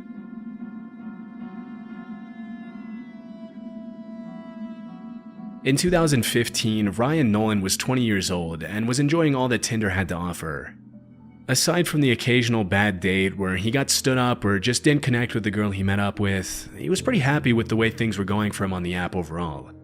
One weekend in the winter, he made plans to visit some friends at Indiana University in Bloomington. Just to hang out, go out, and have fun. The first night he was there, everything went according to plan, and Ryan had a blast partying with his buddies. At some point during the weekend, he figured he might as well get on Tinder to try and meet up with a cute girl in Bloomington and see where things went. Like usual for Ryan, it didn't take long for him to get a match, and after talking to this girl named Jane for a little less than a day, they started making plans to meet up that same evening. Jane was pretty attractive and fun to talk to, so he thought why not. After letting his friends know he was going to meet up with his Tinder date, he left the apartment and made the 5-minute drive to her place. As soon as he got to the building, he texted Jane in the app and asked her which door he was supposed to go in. He waited for her to respond as he sat in his car, but soon realized that was kinda stupid, and so he got out of his car and started walking around the complex to hopefully give her an idea of where he was, and maybe he'd see her outside her door. After a while, as he was walking, Jane finally responded, and Ryan finally could walk to the right door. He stepped in front of it and texted her back to meet him at the door and let him in, assuming the door would be locked. Keep in mind, it was about 10 p.m. in the dead of winter. He looked back and forth from his phone screen to see if she responded, back to the door to see if she was answering it. That's when he noticed movement from the corner of his eye coming from one of the windows. He took a better look and saw what looked like 4 different people looking at him through the blinds. He thought it was pretty creepy, but he also didn't know that window was to Jane's specific apartment. It could have been one of her neighbors or something, and he also wasn't in the best part of town, so he kinda just brushed it off. He again texted Jane to ask her where she was. Less than a minute later, his phone dinged, and it was her replying that the front door to the complex was already open. He was kinda surprised that she would leave the door unlocked so late at night, especially in this part of town. He walked in and shut the door behind him. There was only one dim light, so he couldn't really see anything and was fidgeting around the wall looking for a light switch. Almost immediately, he heard a voice behind an apartment door whisper, "Shh, he's right outside the door." That's when he realized the window he saw outside was to Jane's apartment, it was just to a different room. He got a strong gut reaction telling him he was in danger, and he quickly sprinted out of the complex. Now running, he went to his car and hightailed it out of there as fast as he could. The whole way back, he couldn't stop thinking about what would have happened to him had he continued further, thinking some sort of Jane was actually in there. He was starting to realize that Jane probably didn't exist at all, and that thought alone sent shivers down his spine. When he got back to his friend's place, he explained everything to them about what had happened, but they ultimately didn't really take him that seriously and kinda assumed he was just overreacting about the whole thing. A little later that evening, they went and got a few beers, and right before he went to bed, he got an ominous text from Jane saying, "Where did you go? I've been waiting for you all night." Immediately, he blocked the number and went to sleep. He never found out who exactly was waiting for him in that apartment, but if one thing's for sure, he knew it wasn't a girl named Jane.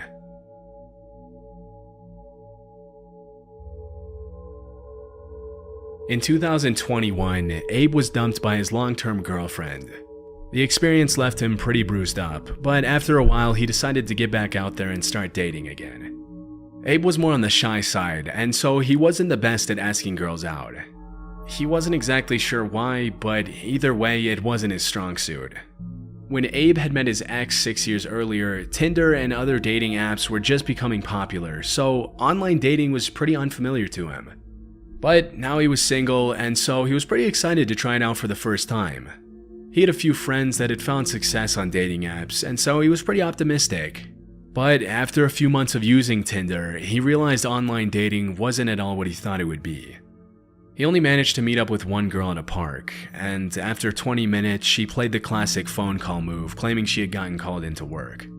As you can probably guess, he never heard back from her again. He was about to call it and just give up on dating apps completely when he got matched with a girl named Danny. She was a really pretty girl who he knew was way out of his league and had a sneaking suspicion that he was being catfished or played by one of his friends. He'd heard many stories of catfishing, and at one point he thought for sure Danny was going to be some 50-year-old dude. But because he didn't have many other options, and he was thrilled at the small possibility of Danny being who she said she was, he continued to talk to her anyway. They talked for a few days, and finally agreed to meet at a local park, which Abe thought would be a perfect spot for a first date. There was this big lake in the middle and a series of trails that went all around the lake, which he thought would be pretty romantic. They agreed to meet up at 5 p.m. when the both of them had gotten off of work. A little after 5, she messaged him saying she was walking to the pavilion where all the picnic tables were.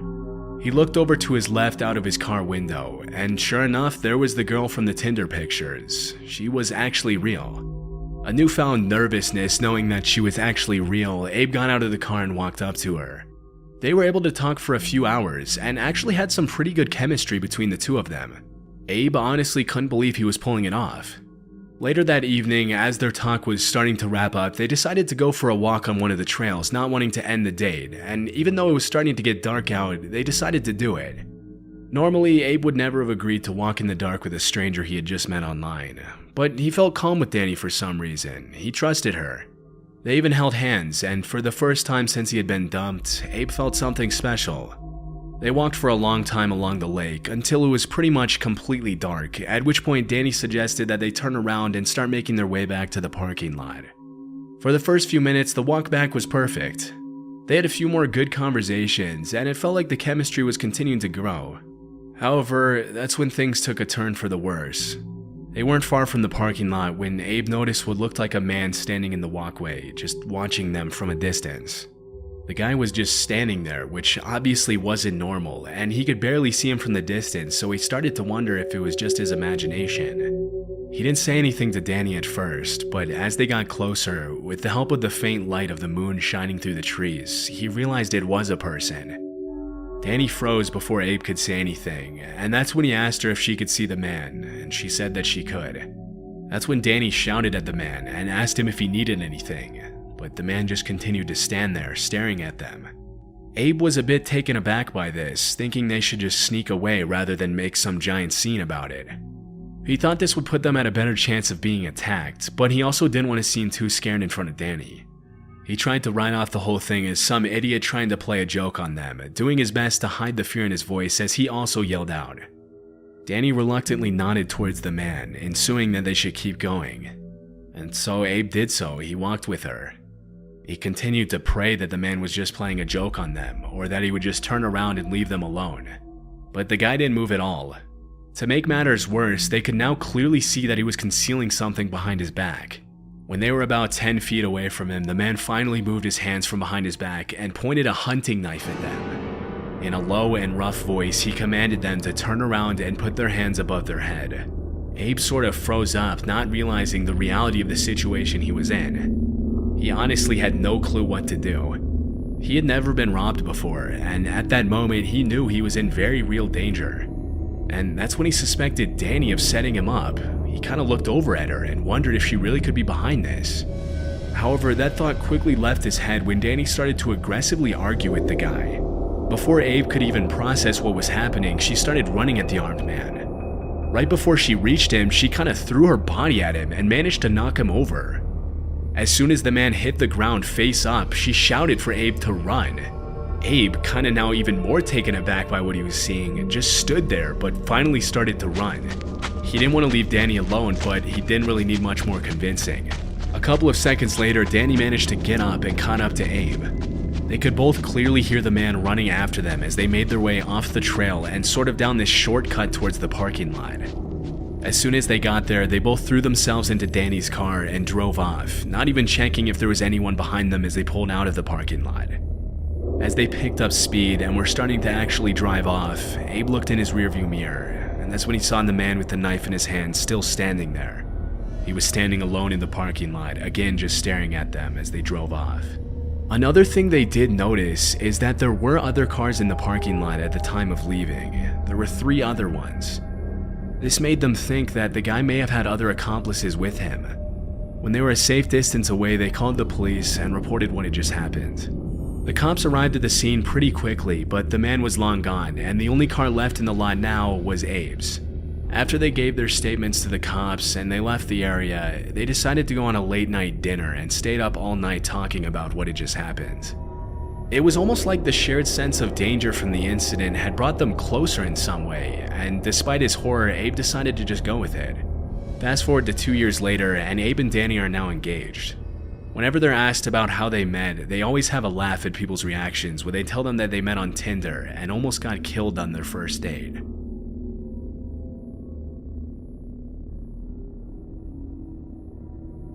When he was 21, Taylor had just gotten dumped by his girlfriend and had also recently become a police officer.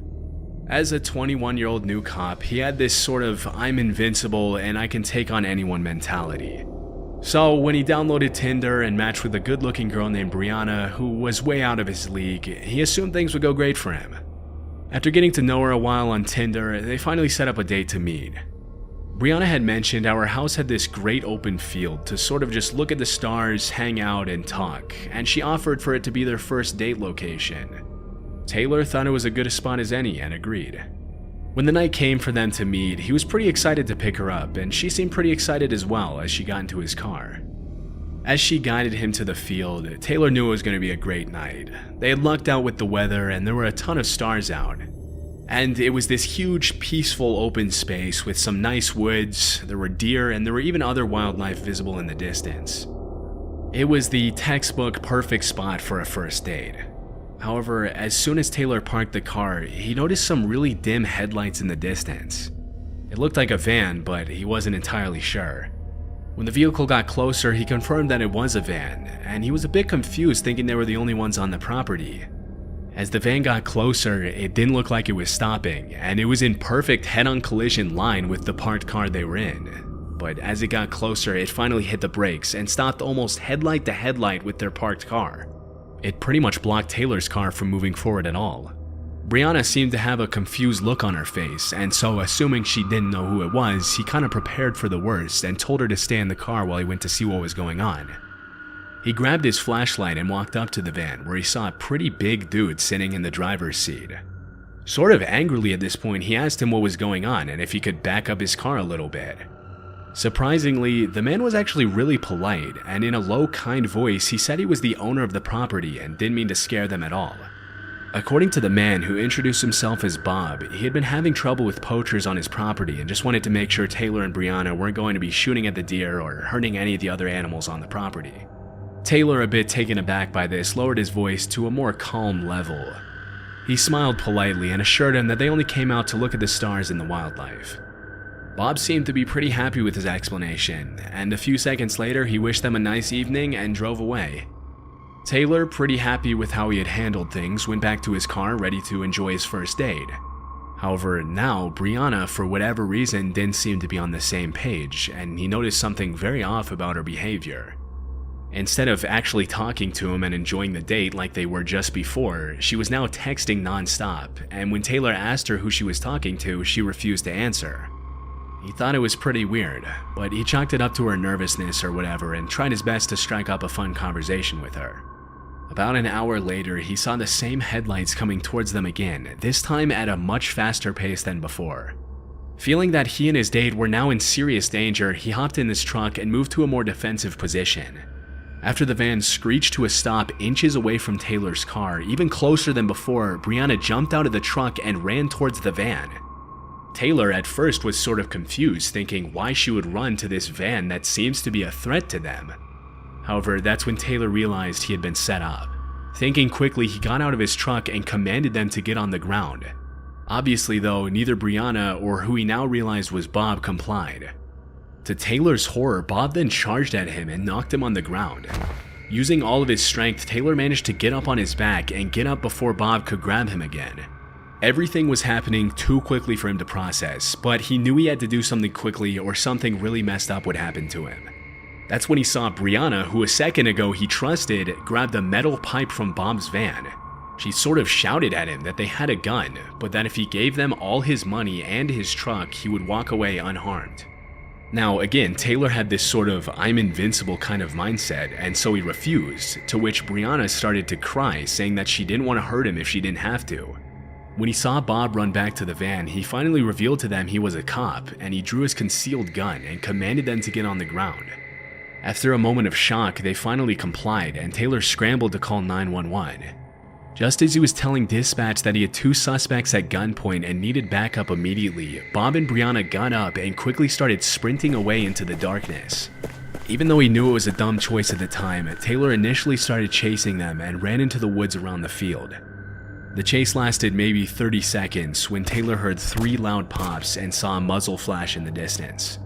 Now feeling true panic for the first time that night, he sprinted back to his car and put the pedal to the metal until he was a safe distance away. Minutes later, he went back to the house where he had picked up Brianna, called dispatch again, and asked the cops to come to that location.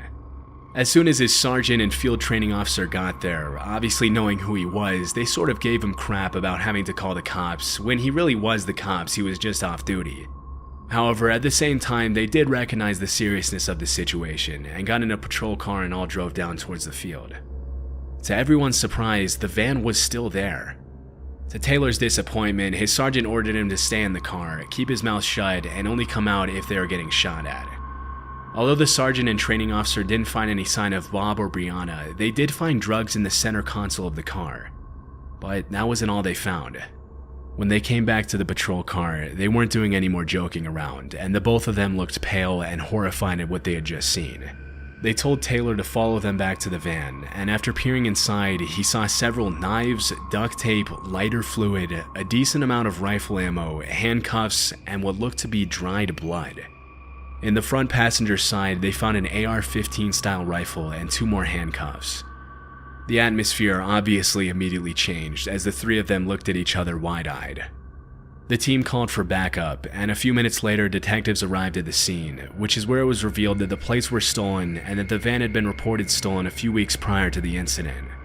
Taylor does still get picked on by his supervising officers about the incident to this day, but he's just happy no one got hurt. Since that night, he never went back to online dating again.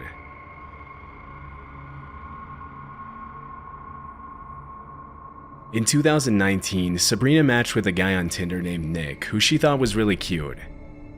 Because she'd had plenty of good experiences using dating apps in the past, her guard was a little down, and she rarely let her friends know what she was doing, who she was with, or where she was. For the first couple of dates with this guy, they went to get coffee or on walks outside. After about 2 weeks of dating, Sabrina decided she really liked Nick. He was friendly, good looking, he was funny, he had his life together, and they also had great chemistry together. For their 3rd date, Nick suggested that Sabrina should come over to his place to have some wine. Feeling safe and comfortable enough to be alone with this guy at this point, Sabrina agreed. When the night of their date finally came, she went over to Nick's house, excited to get to know him even better. The two joked around for a bit and started talking like on their previous dates. After a while, Nick poured her a glass of wine. At this point, Sabrina thought things were going really well and she felt comfortable in his company. However, after a while, at about 8 p.m., Sabrina started feeling a little funny. She felt almost sleepy and a little weak. She had trouble stringing a sentence together. Now, in the past, Sabrina had been roofied once before at a college party, and so she immediately recognized the effects as soon as they kicked in. But at the exact same time, now realizing the danger of the situation she was in, she pretended she was feeling fine. From her past experience, she knew she only had a few minutes before she passed out and was left vulnerable and at the mercy of this man that she thought she could trust. She knew she had to do something, and so at around 8:15, Sabrina told Nick as quickly and energetically as possible that she needed to use the bathroom, trying her best to make it seem as if nothing was off. Fortunately, Nick didn't seem to notice anything strange about her behavior, and once she was inside the bathroom, she locked the door immediately and called the police. As Sabrina sat there, her surroundings starting to blur, she told them that she had been drugged and that they needed to come get her out before something terrible happened. Less than a minute after giving the cops Nick's address and hanging up the phone, she was completely out.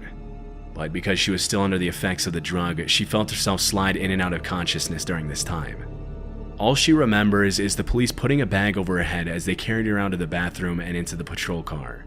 Following this entire incident, Sabrina was understandably traumatized, but at that point she wasn't even aware of how badly things could have ended for her had she not reacted as quickly as she did. A few days later, she received a call from the police asking her to come down to the station to give her statement. Once there, she mentioned to the cops that the only thing she remembered clearly was that they had put a bag over her head, but that she could have imagined it due to the effects of the drug. As soon as she said this, the cops looked at each other uncomfortably and confessed that they had indeed put a bag over her head. Sabrina looked at them, kinda confused. They quickly explained that it was actually to protect her. When they walked into the apartment, they saw that Nick had set up something extremely disturbing for her in the living room, and that seeing it would have been too traumatizing for Sabrina. She immediately felt a shiver go down her spine. Because Nick was thrown in jail following the incident, she never found out what exactly he had prepared for her. However, she kinda sees this as a good thing.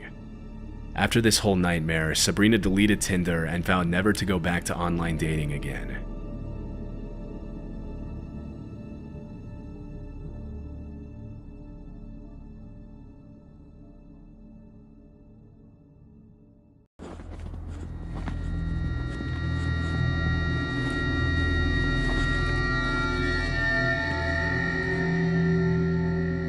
This happened in 1993. Back then, I co-owned a gas station in a small town you've probably never heard of before. We didn't have many employees at the time, and so I often found myself working the register through the night. We weren't one of those 24-hour gas stations, but we did stay open till 3 a.m. I remember one night working the register, looking at the clock and seeing it hit 2:30. I hadn't seen a customer in probably 30 minutes to an hour. I started organizing the shelves, getting the place ready to close up. As I stood in the corner of the building, to my surprise, I heard the door chime telling me a customer had entered. I walked around a shelf to greet them. It was a man. He had a tall and skinny build, wearing sweatpants and a light-colored t-shirt. His clothes were covered in blood stains. I was frozen and felt a sudden surge of concern, wondering who hurt the guy. Breathing heavily, he told me that he had just been in a car crash. I went to the back room, assuring him that we had a first aid kit. I offered to call for an ambulance, but he adamantly refused any medical attention or the police, instead asking me to show him to the bathroom. I pointed to the corner of the store where it was located. As he walked there, a few more times he told me not to call the police. I understood not wanting to get the police involved, but it started to concern me how many times he felt he needed to tell me. I started thinking about it more, and that's when I had the realization. Despite the bloodstains, I hadn't seen any actual visible wounds. Additionally, the man was walking almost perfectly normal for just having been in a car crash. My heart started racing. I ran outside and to the side of the building where our payphone was. I dialed 911. A female dispatcher answered. I relayed what had just occurred in a quiet tone, explaining how the man was still inside the building in the bathroom. The lady was silent for a few seconds, before I was informed of a recent stabbing homicide that had occurred in the next town over, reported only 30 minutes ago. I asked for a description of the suspect, and to my horror, the woman proceeded to describe the man I had just seen. Tall, skinny, in gray sweatpants and a light-colored t-shirt. I asked for officers immediately, and was told to wait in my car with the doors locked. In less than 10 minutes, there were 5 cop cars in front of my store. Guns drawn, the police entered the building. I stayed outside with another officer giving my statement, but I was interrupted by the abrupt commotion from inside. The man in the bathroom had reportedly jumped at one of the officers with a knife as they opened the bathroom door. However, he was soon overpowered by 5 or 6 more officers. He was handcuffed and stuffed inside one of the patrol vehicles. Needing to know, I couldn't help but ask one of the officers that had gone inside what the man was doing in there. He revealed that the man had injected himself with drugs, planning to emerge from the bathroom with a knife, attacking me and taking off with the store's money. A decade later, I got curious and did some digging on the guy. He was charged with the murder of a Dairy Queen employee in the next town over and is serving life in prison.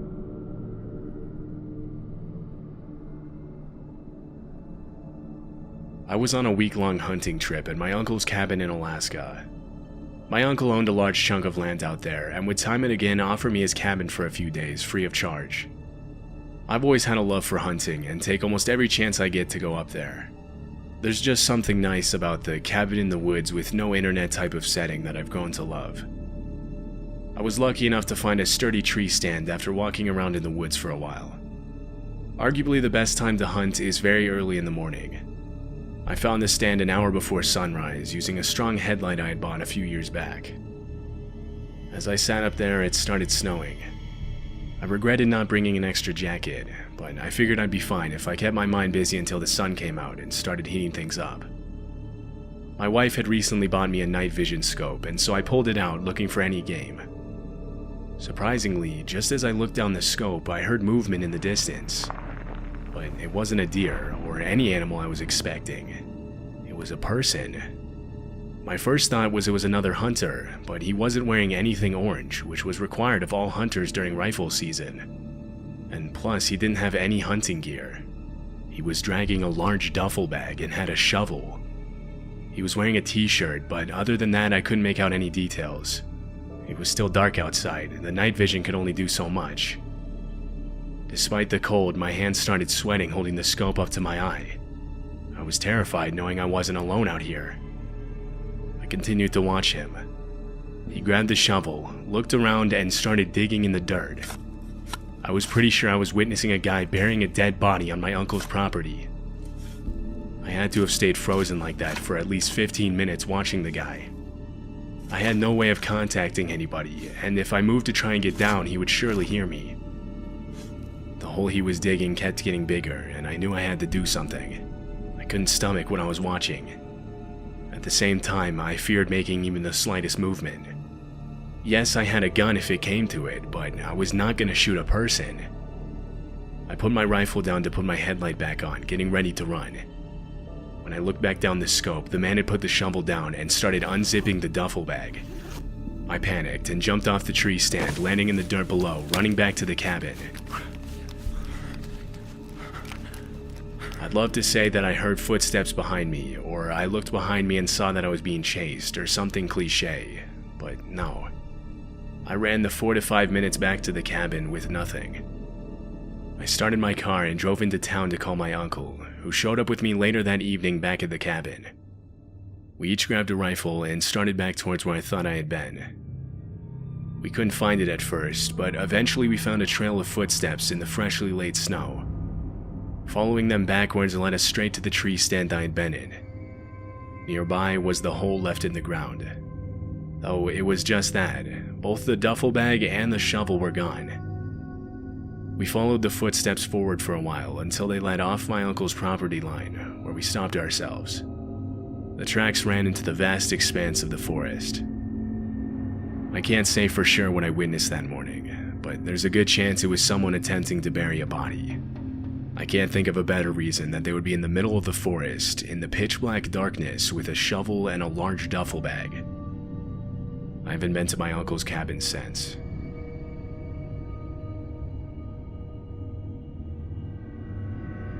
I used to work as a moving truck driver. I would transport people's belongings to their new homes while they flew by plane. It was a decent gig, but it meant driving alone on desolate highways across the country, sometimes in the dead of night. There was one night, I was driving down an isolated stretch of highway in the desert, when I noticed a figure walking on the side of the road. Just seeing another car was a rare occurrence, but to see a person was something else, especially at this hour. As I got closer, he gave me the old arm and thumb, He was a hitchhiker. Immediately, a wave of empathy washed over me as I remembered my early 20s when I was strapped for cash and didn't have a car and often struggled to get around. I had my fair share of times struggling to make ends meet, and so I felt compelled to help the guy out. I was likely the first vehicle he had seen in over an hour. I pulled the truck over and rolled down the window. He approached cautiously, his eyes reflecting a mix of weariness and hope. There was nothing that tipped me off about this situation. He was a regular-looking guy in understandably slightly dirty clothes, lugging around a suitcase. I offered him a ride, explaining that I was a moving truck driver and had some extra space. He gratefully accepted, hoisting his bag in the back seat and hopping in up front. We exchanged a few words, and I could sense his gratitude for the help. It felt good to offer a helping hand to someone in need, especially someone who reminded me of my own past struggles. I remember asking him where he was heading, and that was what first tipped me off to something not being right. He waited a bit before saying, "Anywhere but back there." I had gone through a small town 20 minutes prior and assumed that's what he was referencing, but played dumb and said, "What's back there?" Unexpectedly, he replied, "Some really bad choices and not a lot of regret." Taken aback by the answer, I let out a nervous laugh to relieve some of the newfound tension. I felt obligated to push further considering how open-ended of an answer it was. I remember saying something about how interesting of a response that was and what exactly he meant by it. Without warning, his demeanor changed entirely. His eyes shot in my direction, and any smile that was on his face instantly turned into a cold, hard stare. He lifted up his shirt, revealing a large hunting knife tucked in his pants. He told me how inside his suitcase in the bag wasn't clothes, but rather the body of, and listed some full name which I regrettably don't remember. I tried to maintain composure, keeping my eyes on the road while my mind started racing. Dread washed over me as I realized I had made a huge mistake letting this guy in my truck. I didn't know if he was telling the truth or not, but I wasn't about to ask him. I knew I had to get out of there, and an opportunity presented itself when I saw a gas station up ahead. I made up some excuse about my truck acting up and told him I would have to pull into the parking lot. As soon as the truck came to a stop, I got out of the driver's seat and ran into the store, leaving the man behind, frantically telling the cashier to call the police. I quickly explained what had happened, and he locked the entrance to the store and used his phone to dial 911. We then waited in the back for an officer to arrive. After what felt like an eternity, we heard knocking on the store's door. 2 officers were out front. I gave them my statement and told them to search my truck. The hitchhiker and his suitcase were gone. He had run off somewhere into the desert. It could have been anywhere. Police organized a search unit, but they never found the guy. To this day, I still don't know what was actually in his suitcase, and if he had really killed someone. Police mentioned it was likely that the man was just mentally ill and was saying nonsense. But at least from my first impression, everything told me that he was all there. I've accepted that I won't ever know for sure.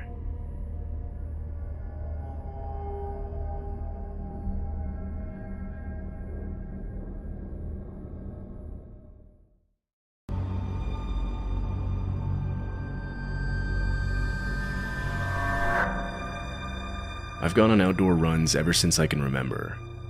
It was around 6 p.m. one night in the summer. I just finished eating a light dinner, and as usual decided to go on a run. I always run the same path, neighborhood sidewalks for about a half mile, then pass a gate into the forest where I run another 2 miles. Now, the forest I ran in has 2 separate paths, one paved and one not. The unpaved one is more scenic, so I'll usually take it on the way in. I'll then take the paved path when I turn around and start heading back. The paths into the forest are a bit hidden. I don't think many people know about them, so they're usually not that busy. It's actually kind of rare for me to see another person on my run. But of course, every once in a while, I'll meet some people walking their dog or something. But other than that, I'm pretty much alone. Well, at least I thought I was. I'd been running in the forest for a while now, when I heard a notification coming from my phone. It wasn't a text message, rather an airdrop notification. I could tell from the sound. I panicked. Clearly someone had to have been close to me to send this. I tried to play it off like I didn't hear it and kept running for a few seconds. I then stopped to change the music, In reality, I was pulling out my phone to look at the notification. I clicked on it, and my heart sank. It was a Snapchat picture of me mid-run with the caption, "Come back." Clearly, it was taken just seconds ago. I was wearing the same clothes in the picture and everything. From where the picture was taken, it looked like the person was hiding in the bushes. I put my phone back and started running as fast as I could. I was forced to take the long way out of the forest back to my neighborhood. As I was running, I started hearing rustling and footsteps behind me, but I didn't turn back knowing it would slow me down. When I finally reached the edge of the forest, I began running through backyards to lose whoever was chasing me. It worked, with the last thing I could hear being metal hitting metal, suggesting he or she had some sort of weapon. I still don't know who it was, as like I said, I never looked behind me. I don't even have the slightest clue what they looked like. I don't know what they wanted from me. I never ran in that forest again, and have since turned off my phone's AirDrop completely.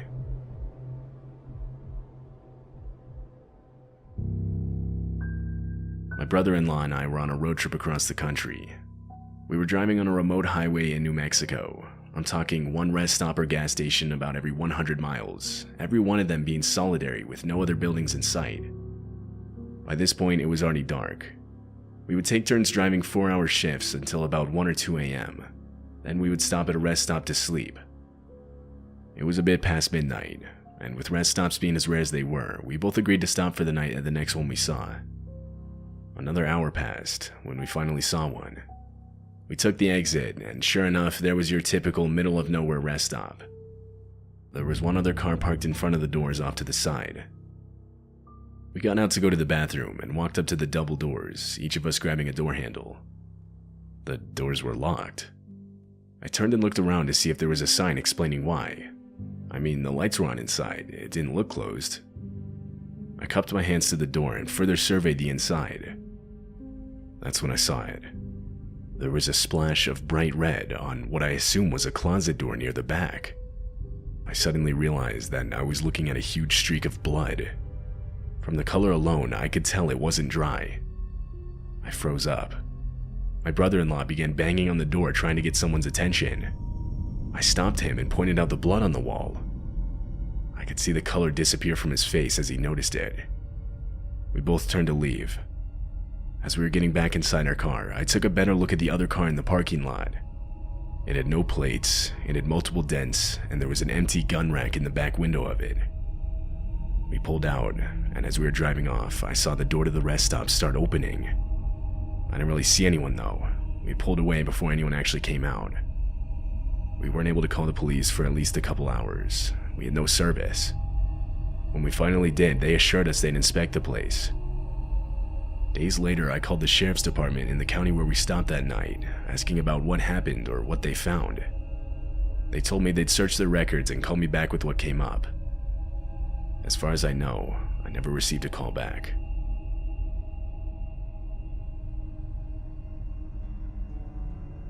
I was home alone with my dog. It was around midnight, and I decided to let him outside one last time before going to bed. I opened the front door, and he went off running out into the night. I then closed and locked it while I went to go get ready for bed. This was pretty routine. After using the bathroom, he usually liked to walk around for a few minutes before coming back inside. As I was walking back downstairs, I could hear scratching on the door. This was how my dog would let me know he was ready to be let back inside, so I headed over to open the door. I don't know why, but ever since I was young, I've always had the habit of looking through the door's peephole before opening it. Like, it doesn't matter the situation, I can't open the door without knowing 100% who it is. I do this, and instead of seeing my dog, I see a man with his head down staring very intently at the door handle. I froze with my eyes still glued to the peephole. I then heard the scratching again, louder this time. It was the man. I could see his hands moving up and down against the door. He was pretending to be my dog to get me to open the door. I was worried for my dog's safety. I wanted to call the police, but I didn't think they would take me seriously. I tried taking a picture of the man with my phone, knowing I could at least make a report. But my camera couldn't take pictures through the peephole. It was too small. You couldn't make out anything behind the glass.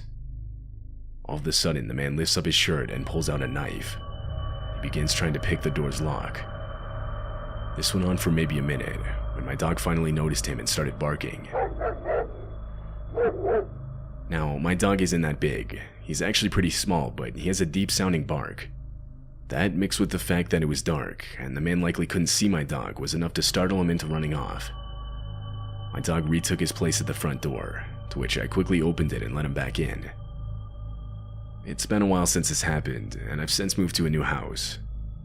I did end up filing a police report, but they weren't able to come up with any suspects.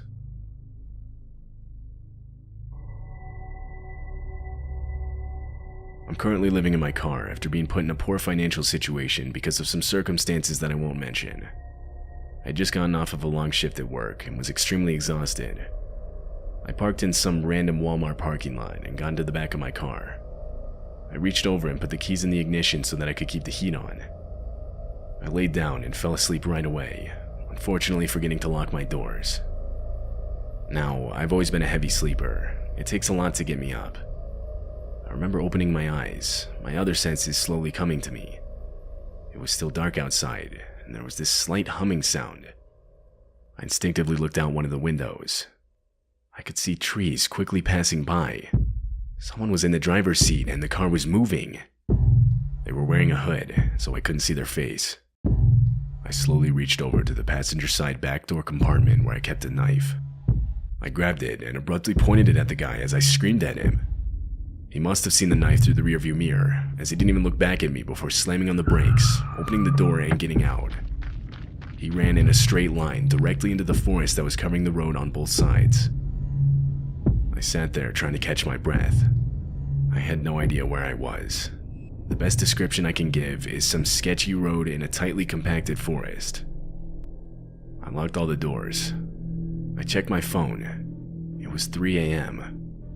I had no phone service, so I turned around and started driving back until I got some. I was 2 hours away from the parking lot I had fallen asleep in.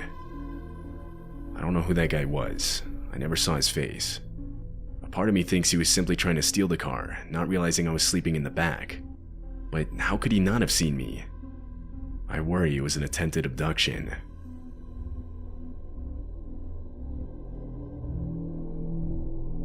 In my early 20s, I was using Tinder a lot. Sometimes I would go out with a girl and we wouldn't connect, or I'd just get stood up. I eventually matched with this one girl who was really close to me. It was like a couple miles or something. I knew this meant her profile must have been new, because I'd already been on the app for a while now, and it was getting to the point where it was starting to suggest people that were really far away. We talked for about a day, and decided to go out for dinner that evening. The plan was I would pick her up and we would go from there. I got in my car and set my GPS to the address she gave me. It was an apartment complex. When I got there, I texted her asking which apartment door was hers. I drove around the open complex searching for the right numbers, until I finally got to her building. I texted her that I was parked right outside. Immediately, I got a text back insisting I come meet her at the door. I found this kind of annoying because there was nowhere close to park. I had to go a bit further away to find a spot. As I was walking towards her building, I pulled up her profile one last time to remind myself again exactly what she looked like.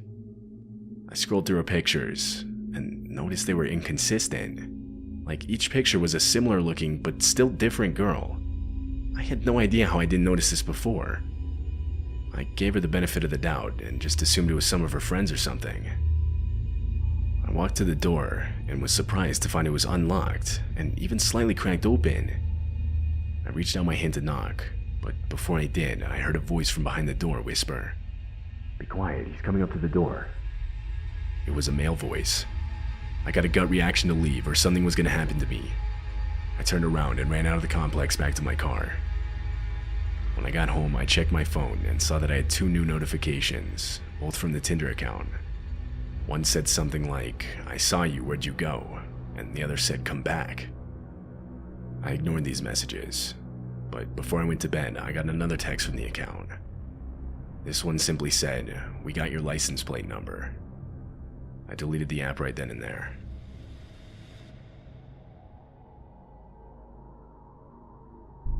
I work a night security job. It was 4 a.m. I'd just gotten off of a 10-hour shift and was exhausted. I was also pretty hungry, so I decided to order some food on my phone. I placed my order and put on a movie as I waited. Eventually, I hear the doorbell ring. I'd set the option to contactless delivery, so I waited to get the photo sent to the delivery app before I got up. A couple more minutes pass, and I see the photo of my food on the doorstep. I was about to get up and go get it, when I heard aggressive banging on the door, followed by a man's voice yelling out that my food was here. I was a bit annoyed that the driver was still here, because again, I had the option set to contactless delivery. I pulled up the app and texted him this, saying it's okay for him to leave. The banging continued. I was waiting for him to finally see the text and leave, but that never happened. I finally decided to just open my door and tell him in person. I walked up to the door and opened it. Immediately, a grimy-looking man lunged at me, but what he didn't realize is that I'd yet to unlock the screen door as well. Seeing all this, I slammed the main door and relocked it. I called the police and reported the man.